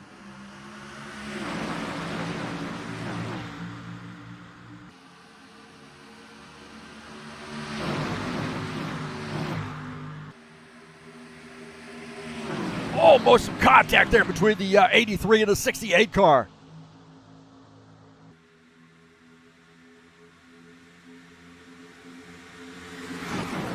There's the wreck.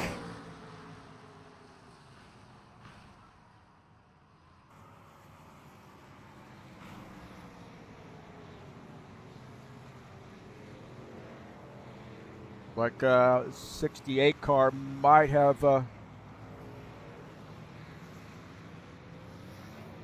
been some shenanigans on that one.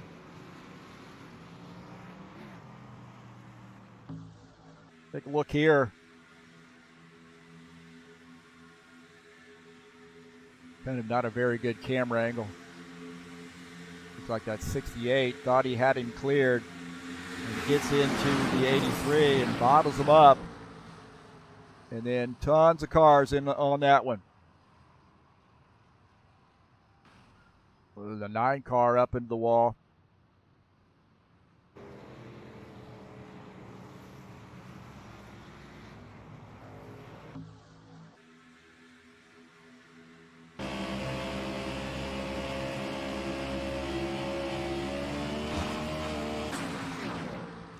Right there, and that did him in right there, looked like.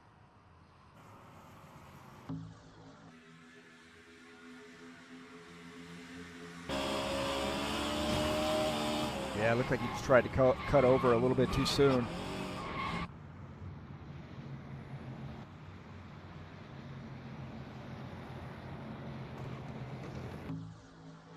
A bit far up there.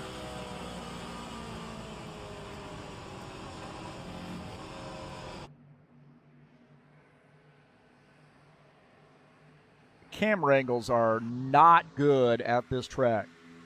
Right here, there's a little contact there, but it looked like Givaldo had might have come over a little bit.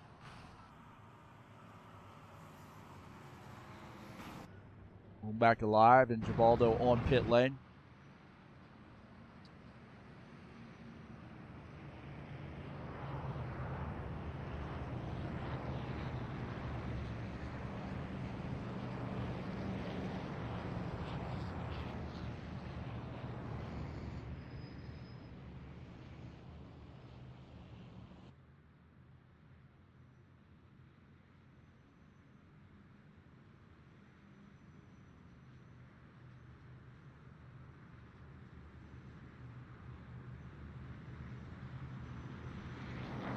So a lot of cars involved in that one, look like.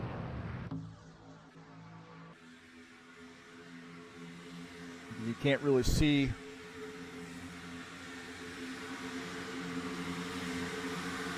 what happened there with some of these other cars because the camera angle is kind of pretty bad. And it looked like the 9 car took a bad hit, the 2X also.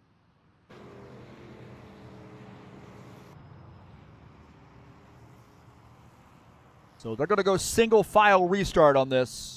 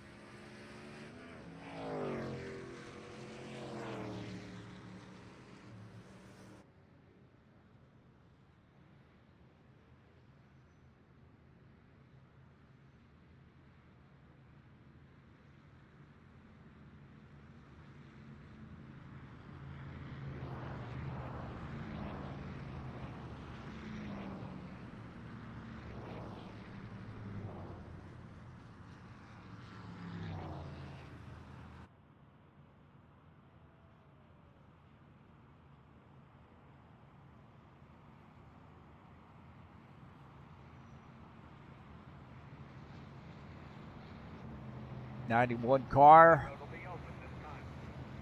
leading the field.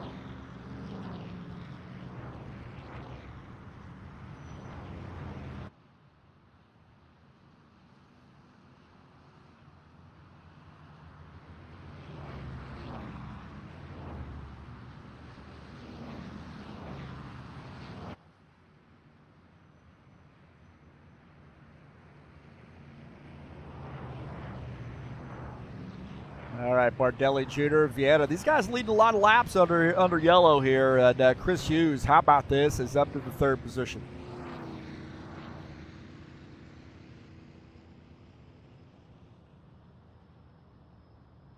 '53, Jim Willis is in 4th.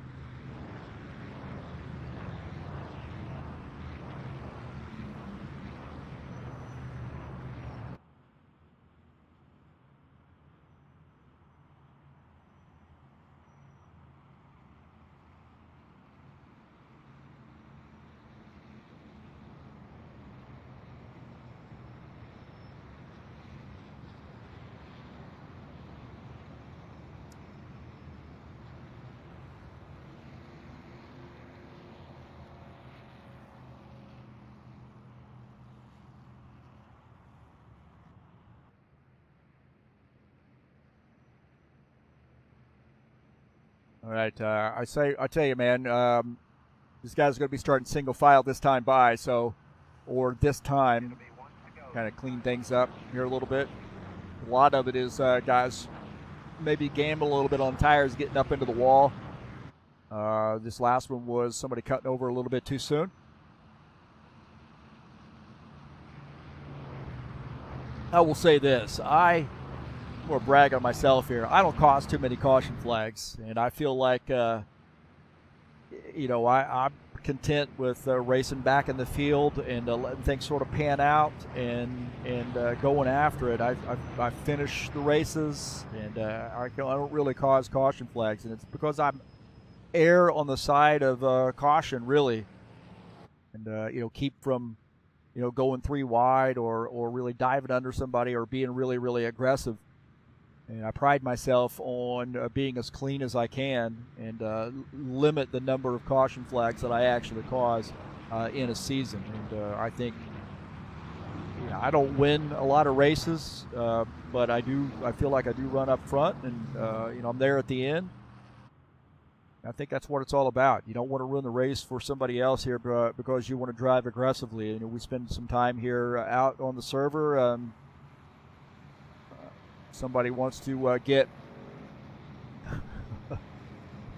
I'm getting dogged out now. Getting dogged out here. Look at this. Heath doesn't cause a lot of cautions because he doesn't race a lot. Don't let him trick you. Man. Caution flag, or the pace car is off. Thanks, Will. Appreciate that. Here we go. Single file. Good news, bad news, I guess, for some of these guys. Good news for Bardelli Jr. and bad news for some of these guys that might be in the back. A single file here getting figured out. I just feel like, instead of like jumping on that first opportunity to get around somebody,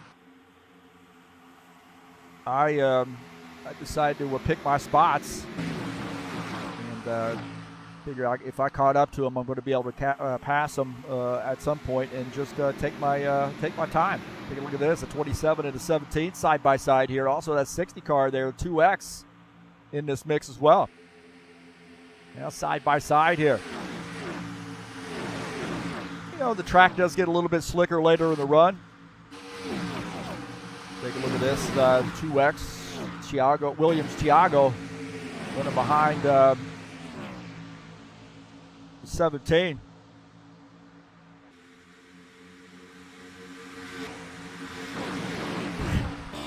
Tony Furtado, he's up on his outside. He's wanting to get around. Looks like they're 3 wide. Furtado with the 9 car.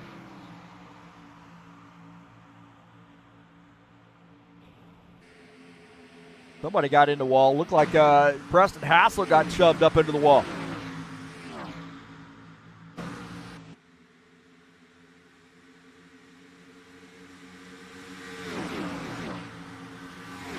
Well, this car breaking away here. We got about a 4 or 5 car breakaway. Look at Paul Brown in the 77. He's the back. He's the 5th car in line. These guys are away from the rest of the field. And that's what they want to happen now here late in the race, here on lap 70.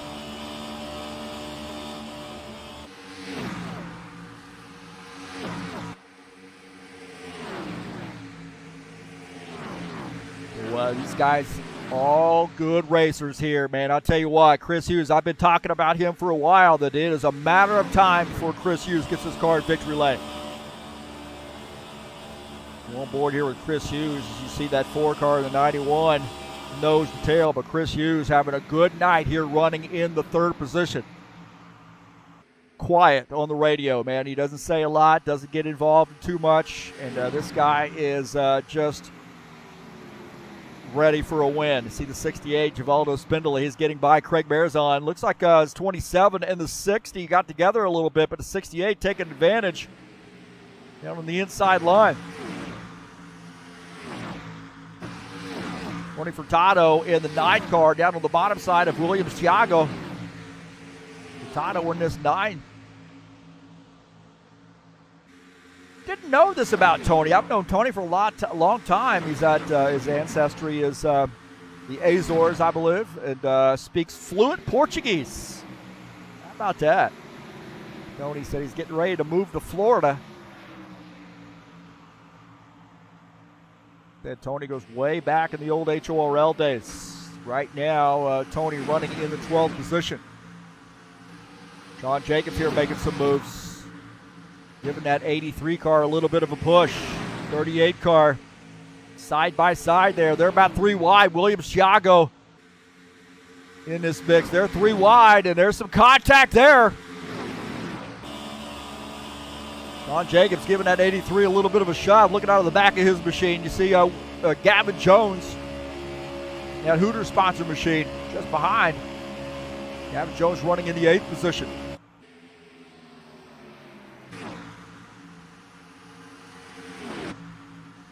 Tony Furtado,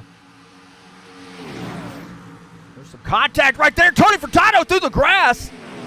Oh, man, he does a great job of holding on to that thing. Whoa, man, I'll tell you what. And the 68 almost gets into the back of him, and I think they end up bringing out a yellow here. Furtado might have ended up losing this, like he does. Man, I'll tell you what, I don't know what happened there, but right here, Furtado and might have been some contact. There were 3 wide, I believe, and Furtado comes across the grass.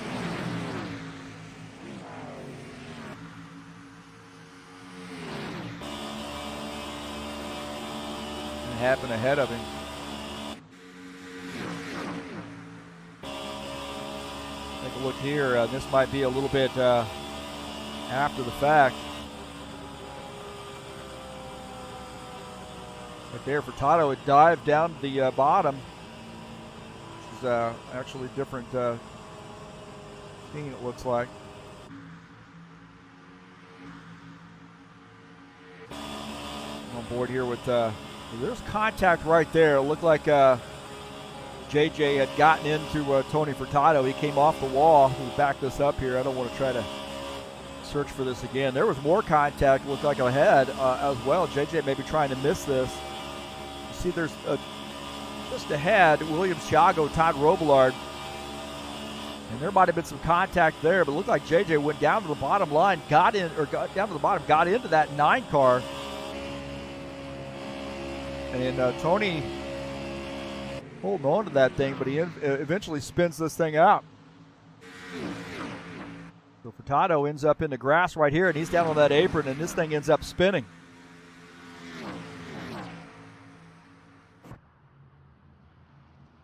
Well, back to live here, and single file worked for a few laps, didn't it?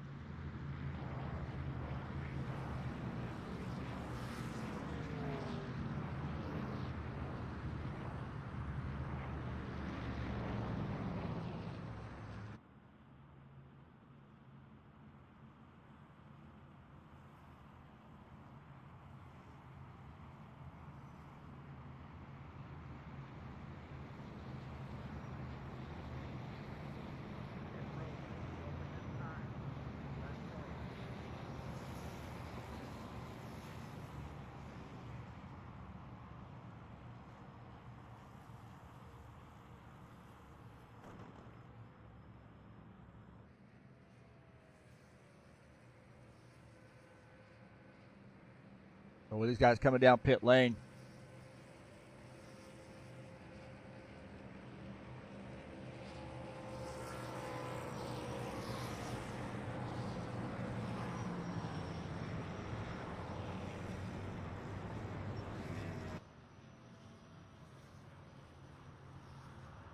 Williams Thiago in the 2X, now the race leader. We got a ton of guys on pit lane.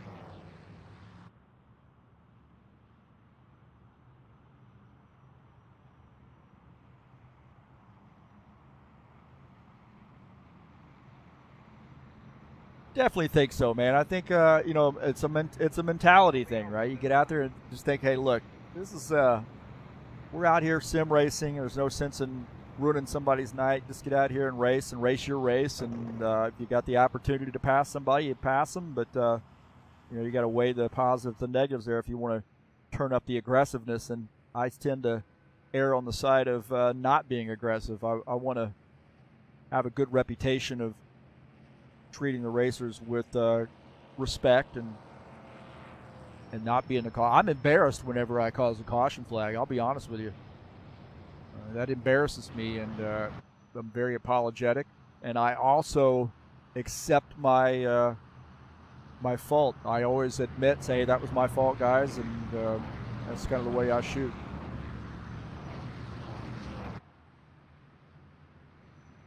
I think Will is, he does the same thing. We realize there are a lot more important things in life than racing computer cars and damaging a friendship over pettiness. So,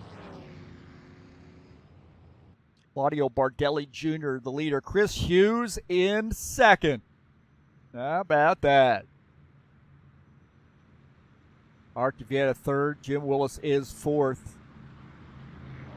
Paul Brown in the fifth position. And I would suggest to you that Will's going to be announcing, a schedule here officially in that GT3 series as we are taking a look at this schedule. Just 2 races to go in the current series in this Sunday Shockwave GT3 series. Racing starts at 2 p.m. Well, actually, quals at 2 p.m. Eastern Standard Time. We get the race going at 2:30 p.m. Eastern Time. I should say Eastern Time instead of Eastern Standard Time. But it'll be Lime Rock Park on Sunday.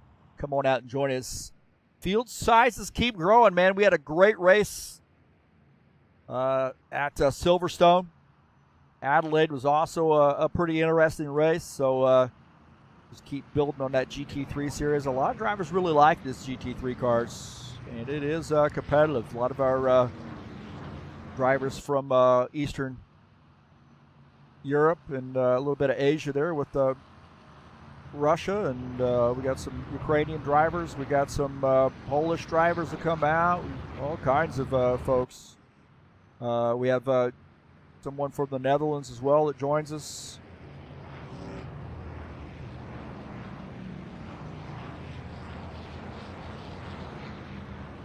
We get out and just make it happen. Doesn't matter where you are in the world, where you're from in the world, what the hell's going on in the world. We get out there and just make it happen and continue our camaraderie. Here we are, lap 79. What was started out as a heck of a race with about 30 or so laps in, over 30 laps in, has turned out a little bit of a caution filled. Just kind of, the tires get a little boogered up. You get, maybe take a gamble on some tires, and you got a rubbered in track.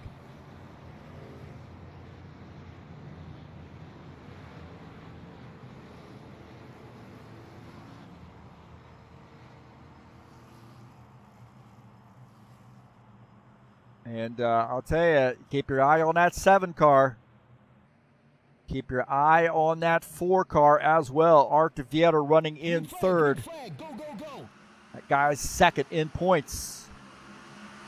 Here we go, back to green.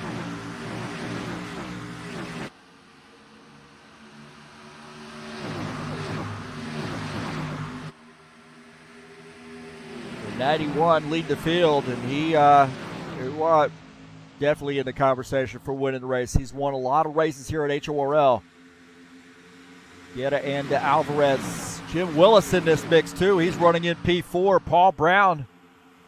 Here's Sean Jacobs also climbing up the grid here. Look at this, the 4 car down to the inside. I said keep your eye on that 4 as Chris Hughes holding his line, let that 4 car go. That's exactly the way you're supposed to do it right there. That 4 car had that advantage, and the 7 car didn't push it and let him have it.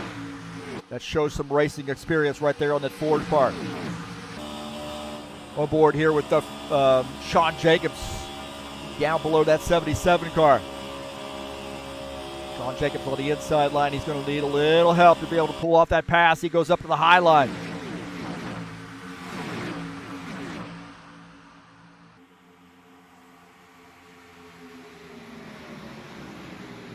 Todd Robillard here in the 90 car, looking out of the front of his machine at Preston Hassel. Hassel, oh, he's way up the track there, almost gets into the wall. Waldo down on the bottom side here is Todd Robillard following that 27 car. Now Robillard doesn't go down to the bottom here, lets that 27 car go down there, trying to maybe make some moves. Todd Robillard up on the high side here, running behind Jair Oliveira. 27 tried it. He needed a little bit of help down there. Tucks back in.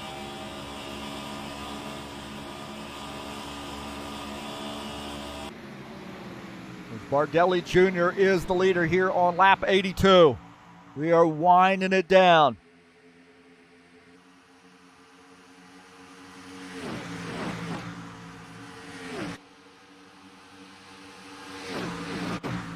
Williams Thiago down on the inside line in this 2X machine.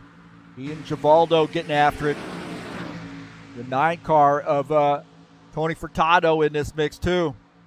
68 down to the inside. They're 3 wide coming off the turn.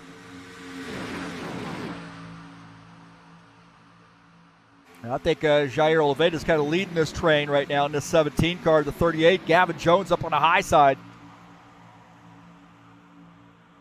JJ running in P8. Gavin Jones in the 9th position. Gavin going to that high side. Gavin Jones using his high side and maybe a little bit of room here with the 27 car. A little push from the 27. Gavin Jones in that 38. Going to pull off this pass on the 17.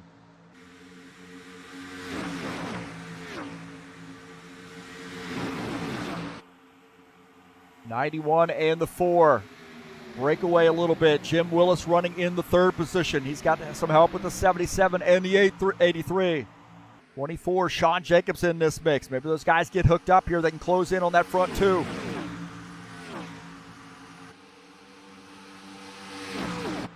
Greg Marzon having a battle here. He's on that inside. Got Givaldo Spindler behind him. They're 3 wide. Look at that 27 and the 17. Looking out in the front. Oh, there's contact there with the 17 and the 27. Contact. 27 ducking back in. He goes down to the bottom side. He's going to try that low side. The 90 of Robillard, he's trying to figure out which way to go. The 68 getting by the 60 car. There's a lot of racing going on back here.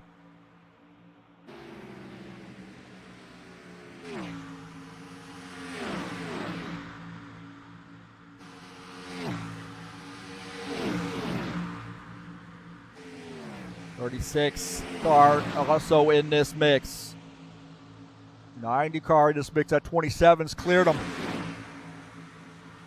Guys getting after it now. That front group is at Still that front tandem car, 4 car and the 91 car. Getting a little racy behind him. That's exactly what these guys want to see as we're winding down this race.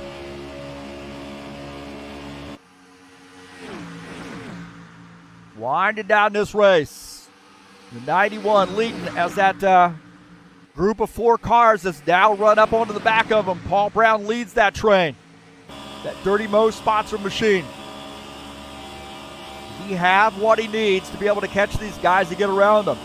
He's got a little bit of help there. I think Jim Willis in this mix. Sean Jacobs in this mix. Alvarez is maybe the wild card in this situation. Who's he going to go with? He got a big win last week. And Bardelli Jr. hold off a charge. Paul Brown to the inside. Is he going to have any help on that inside line? Paul Brown has got some help for Franco Alvarez. They're side by side. He and Claudio Bardelli Jr. Paul Brown in the 77 car. Can he hold on to this? The 91 up on the outside. Oh, they slide up there in front of that 91 car. The 77 to the race lead now. Great racing going on up front here. The 77, Paul Brown is the leader. 3 laps to go across the start and finish line. We'll have 2 laps to go. Alvarez gets into the back of him. We got a caution flag. Oh, boy. Caution flag. Late race caution. I had a feeling that was going to happen. They were getting really racy back there in the pack.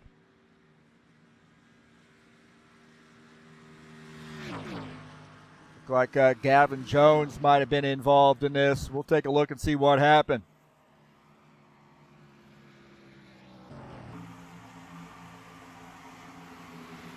Take a look at the 38 car and the 9 right here. And then there was contact. We'll kind of take a look here at 9. We'll take that Advanced Autos Parts machine right there in that middle line. See those 2 lines there. You kind of see whether he holds his line. Looks like Gavin Jones might have climbed up the track and got into that 9 car and then ends up spinning. And then those guys make it through.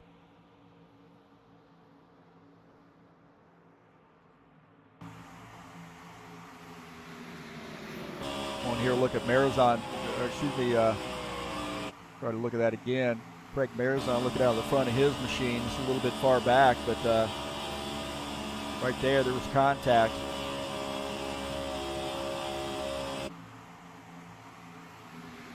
Into the front of Robillard's machine. Maybe. Take a look at this again. We'll back it up. Unprofessional, isn't it? Back it up here. Yeah, it looked like the 38 got up into the 9. He comes around. Ooh, man, Craig Marizon just barely missed that. JJ had a bird's eye view of this, didn't he? I'll just tell you what, you look at it from that angle, a little bit different story there. You look at it from that angle, it's a little bit different story. We'll probably call that a racing incident. I don't know.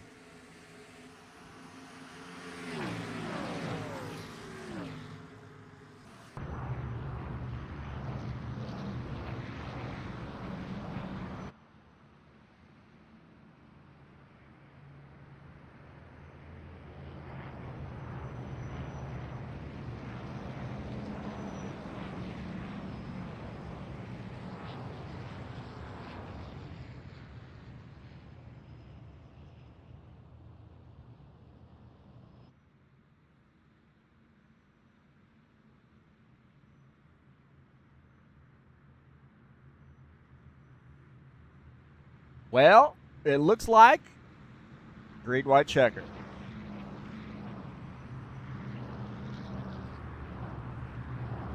Somebody gave me a bunch of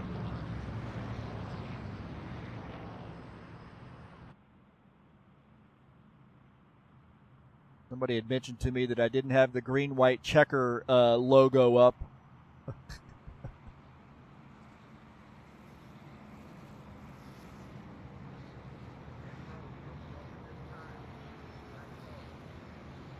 Well, we got a few laps on these tires, but I kind of doubt the guys up front are going to be coming down pit lane. I don't think that's going to happen.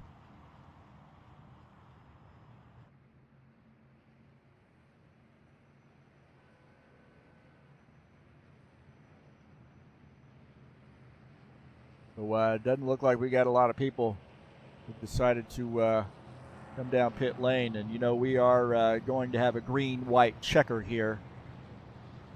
As Paul Brown does come down pit lane. Oh, whoa.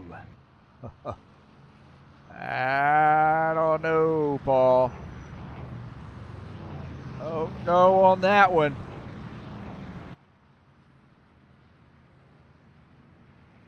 Franco Alvarez just got a gift. I need a like a Christmas package graphic.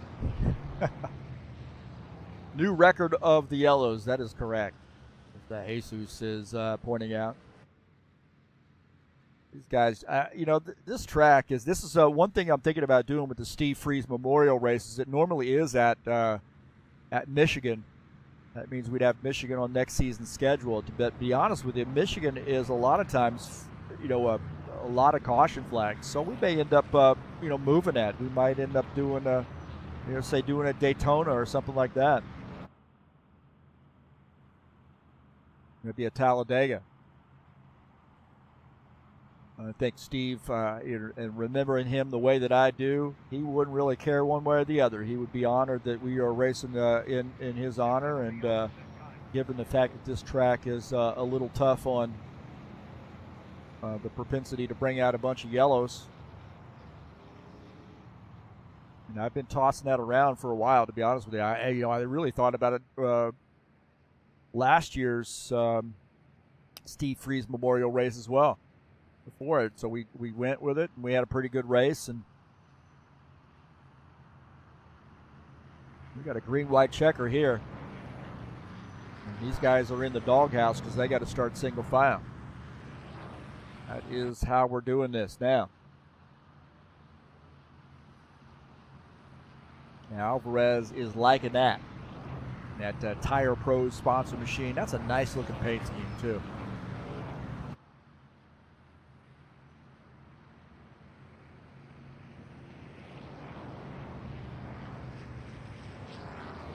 Bardelli Jr. going to start behind him in the second position.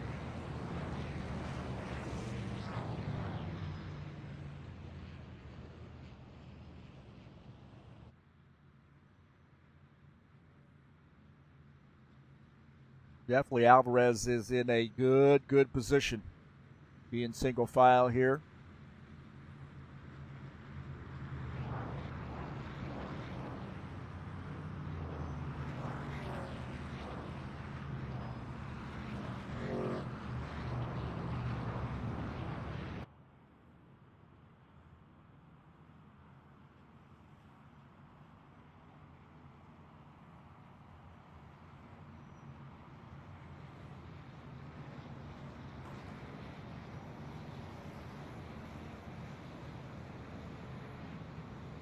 Man, I tell you, that 83 car got a huge gift, I think. But Paul Brown making a pit stop. Paul Brown now comes back out in the 13th position, and ain't going to be enough time to make that up. I can tell you this.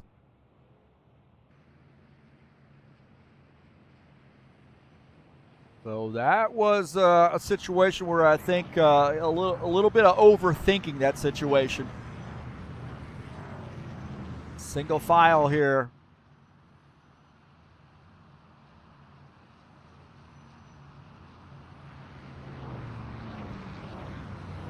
So the 83, Franco Alvarez, is the leader, and he is in the catbird seat. 91, Claudio Bardelli Jr. is in second. Artur Vieira is in third. Now, I'll tell you what, I really like Artur Vieira's chances here, because if the 91 and the 83 start getting racy, maybe make a little contact with each other, Artur Vieira is likely to slip through.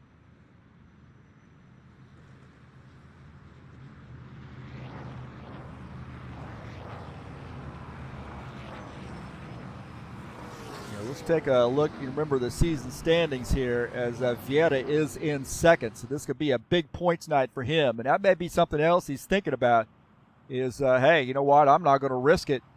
I got a good points night here coming with one more race to go after tonight. We'll have to see how this shakes out.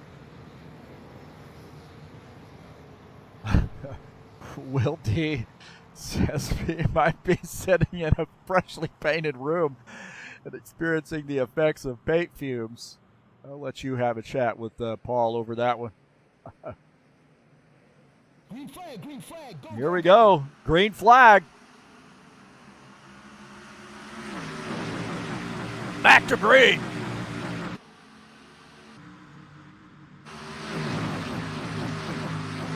They're down, side by side. Sean Jacobs, he's snookering up there, isn't he? There you go, the contact you need. Look at Sean Jacobs slipping through. Oh, there's contact. They keep it straight. Oh, no, not now. Yellow, yellow, yellow. That brings out the yellow. Who's going to end up winning this thing? Who wins this thing? I have no idea. They're still wrecking. They got to make it around for another lap.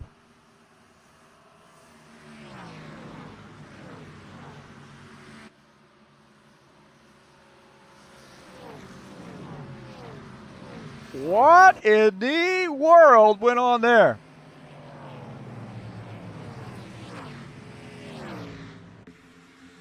There was a huge wreck right there. See, the 24 went down to the bottom line, and there was contact, I think. See, the 24 comes across the track, gets into the just finishes them off right there. I mean, that's all there was to it.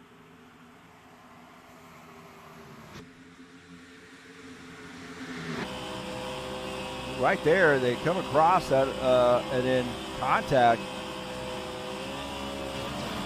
These guys were in the wall.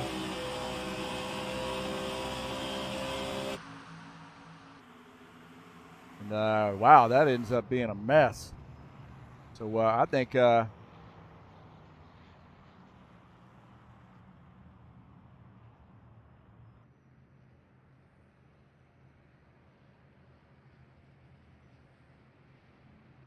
who's going to come away with a win here?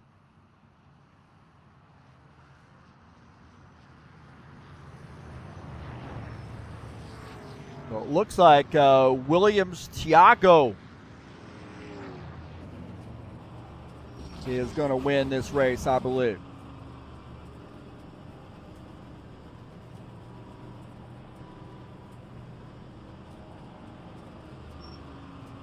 So Williams Thiago gets the win.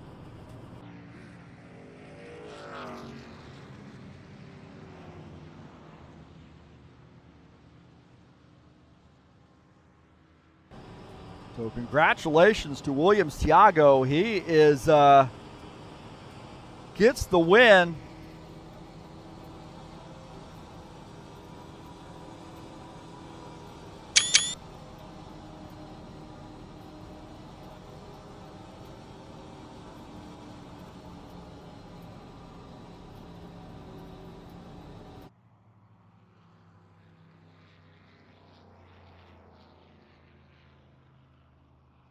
So congratulations to Williams Thiago on getting the win here at Michigan. My gosh, that was a caution-filled race there. So congratulations to Williams. And we'll take a look at the session results here in just a minute.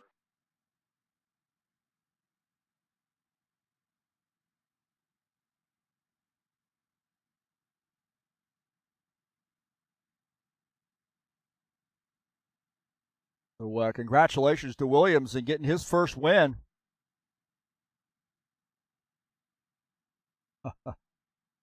This is why we need a little bit longer deal where I can review these caution flags.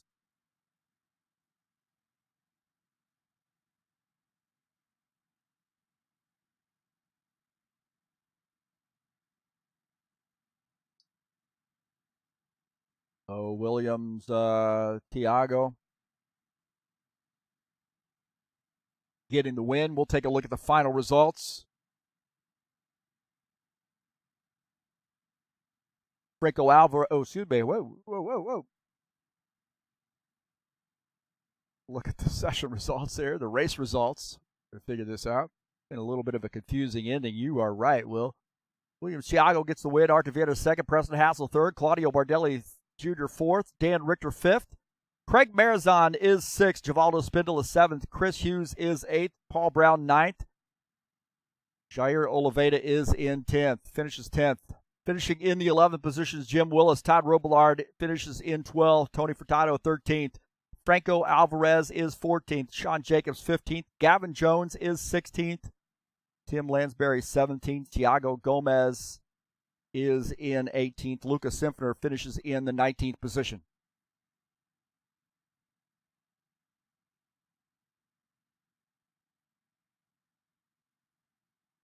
Pit road will be open this time.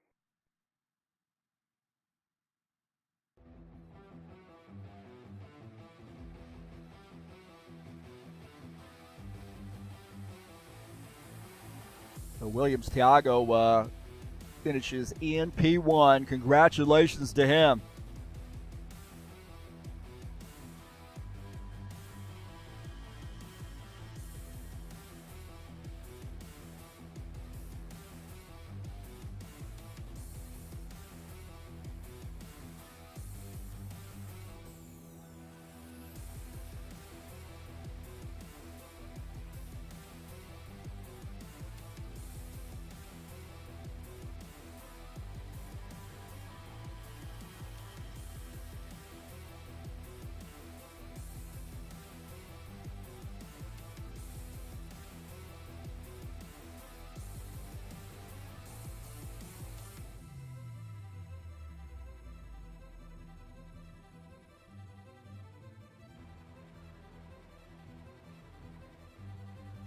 It looks like Williams decided to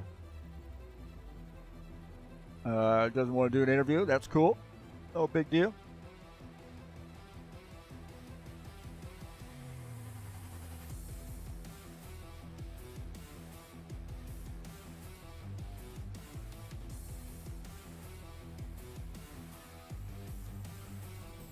It looks like we are going to get him up here.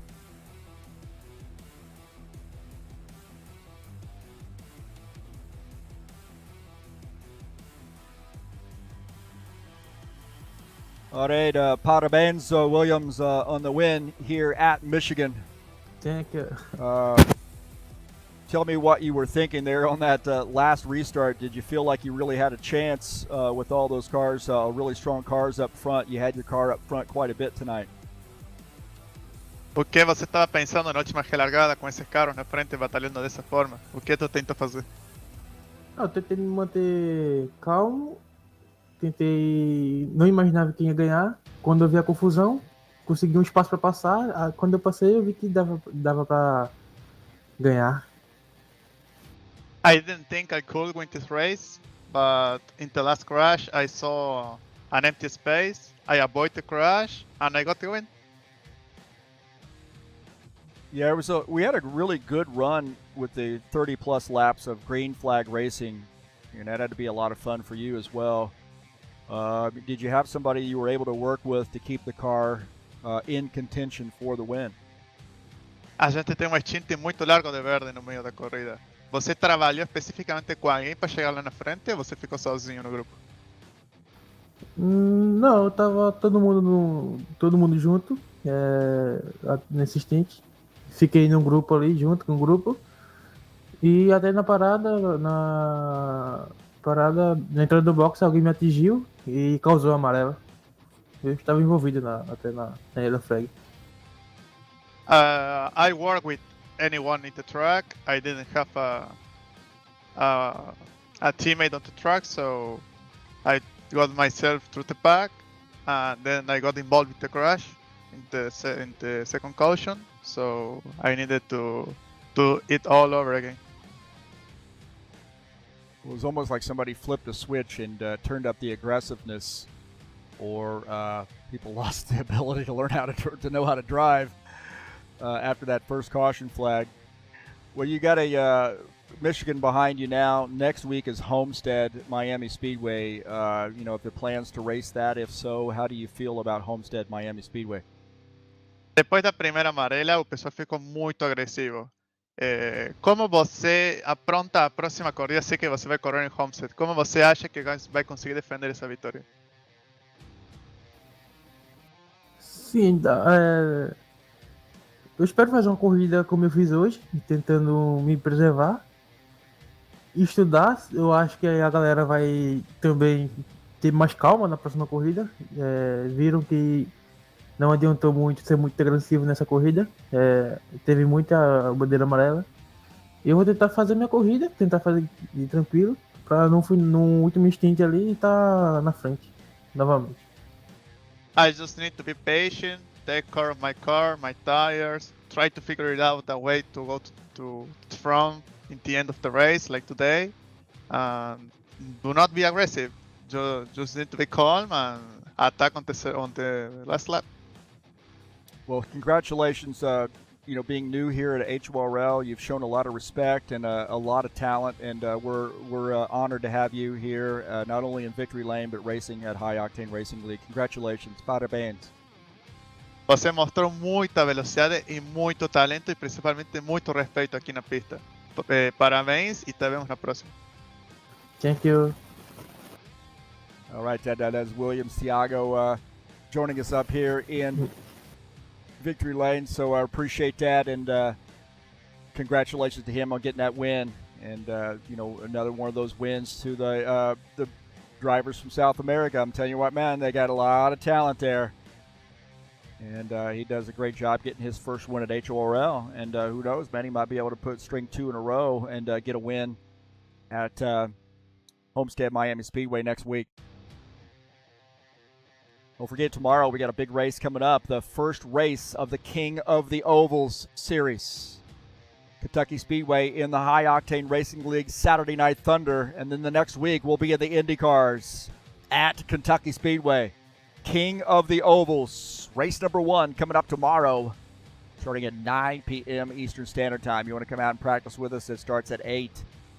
And that broadcast will be live right here on TurnLeftTV. Well, I'll tell you what, man, that was an interesting race to some extent, but it was a little painful in many others. I want to thank you so much for coming in here and joining us on TurnLeftTV. Appreciate your patronage here, and thanks so much for your patience with us tonight. We'll get her figured out at Homestead Miami Speedway. In the meantime, I'm going to get out of here. Have a nice weekend. I'm out of here.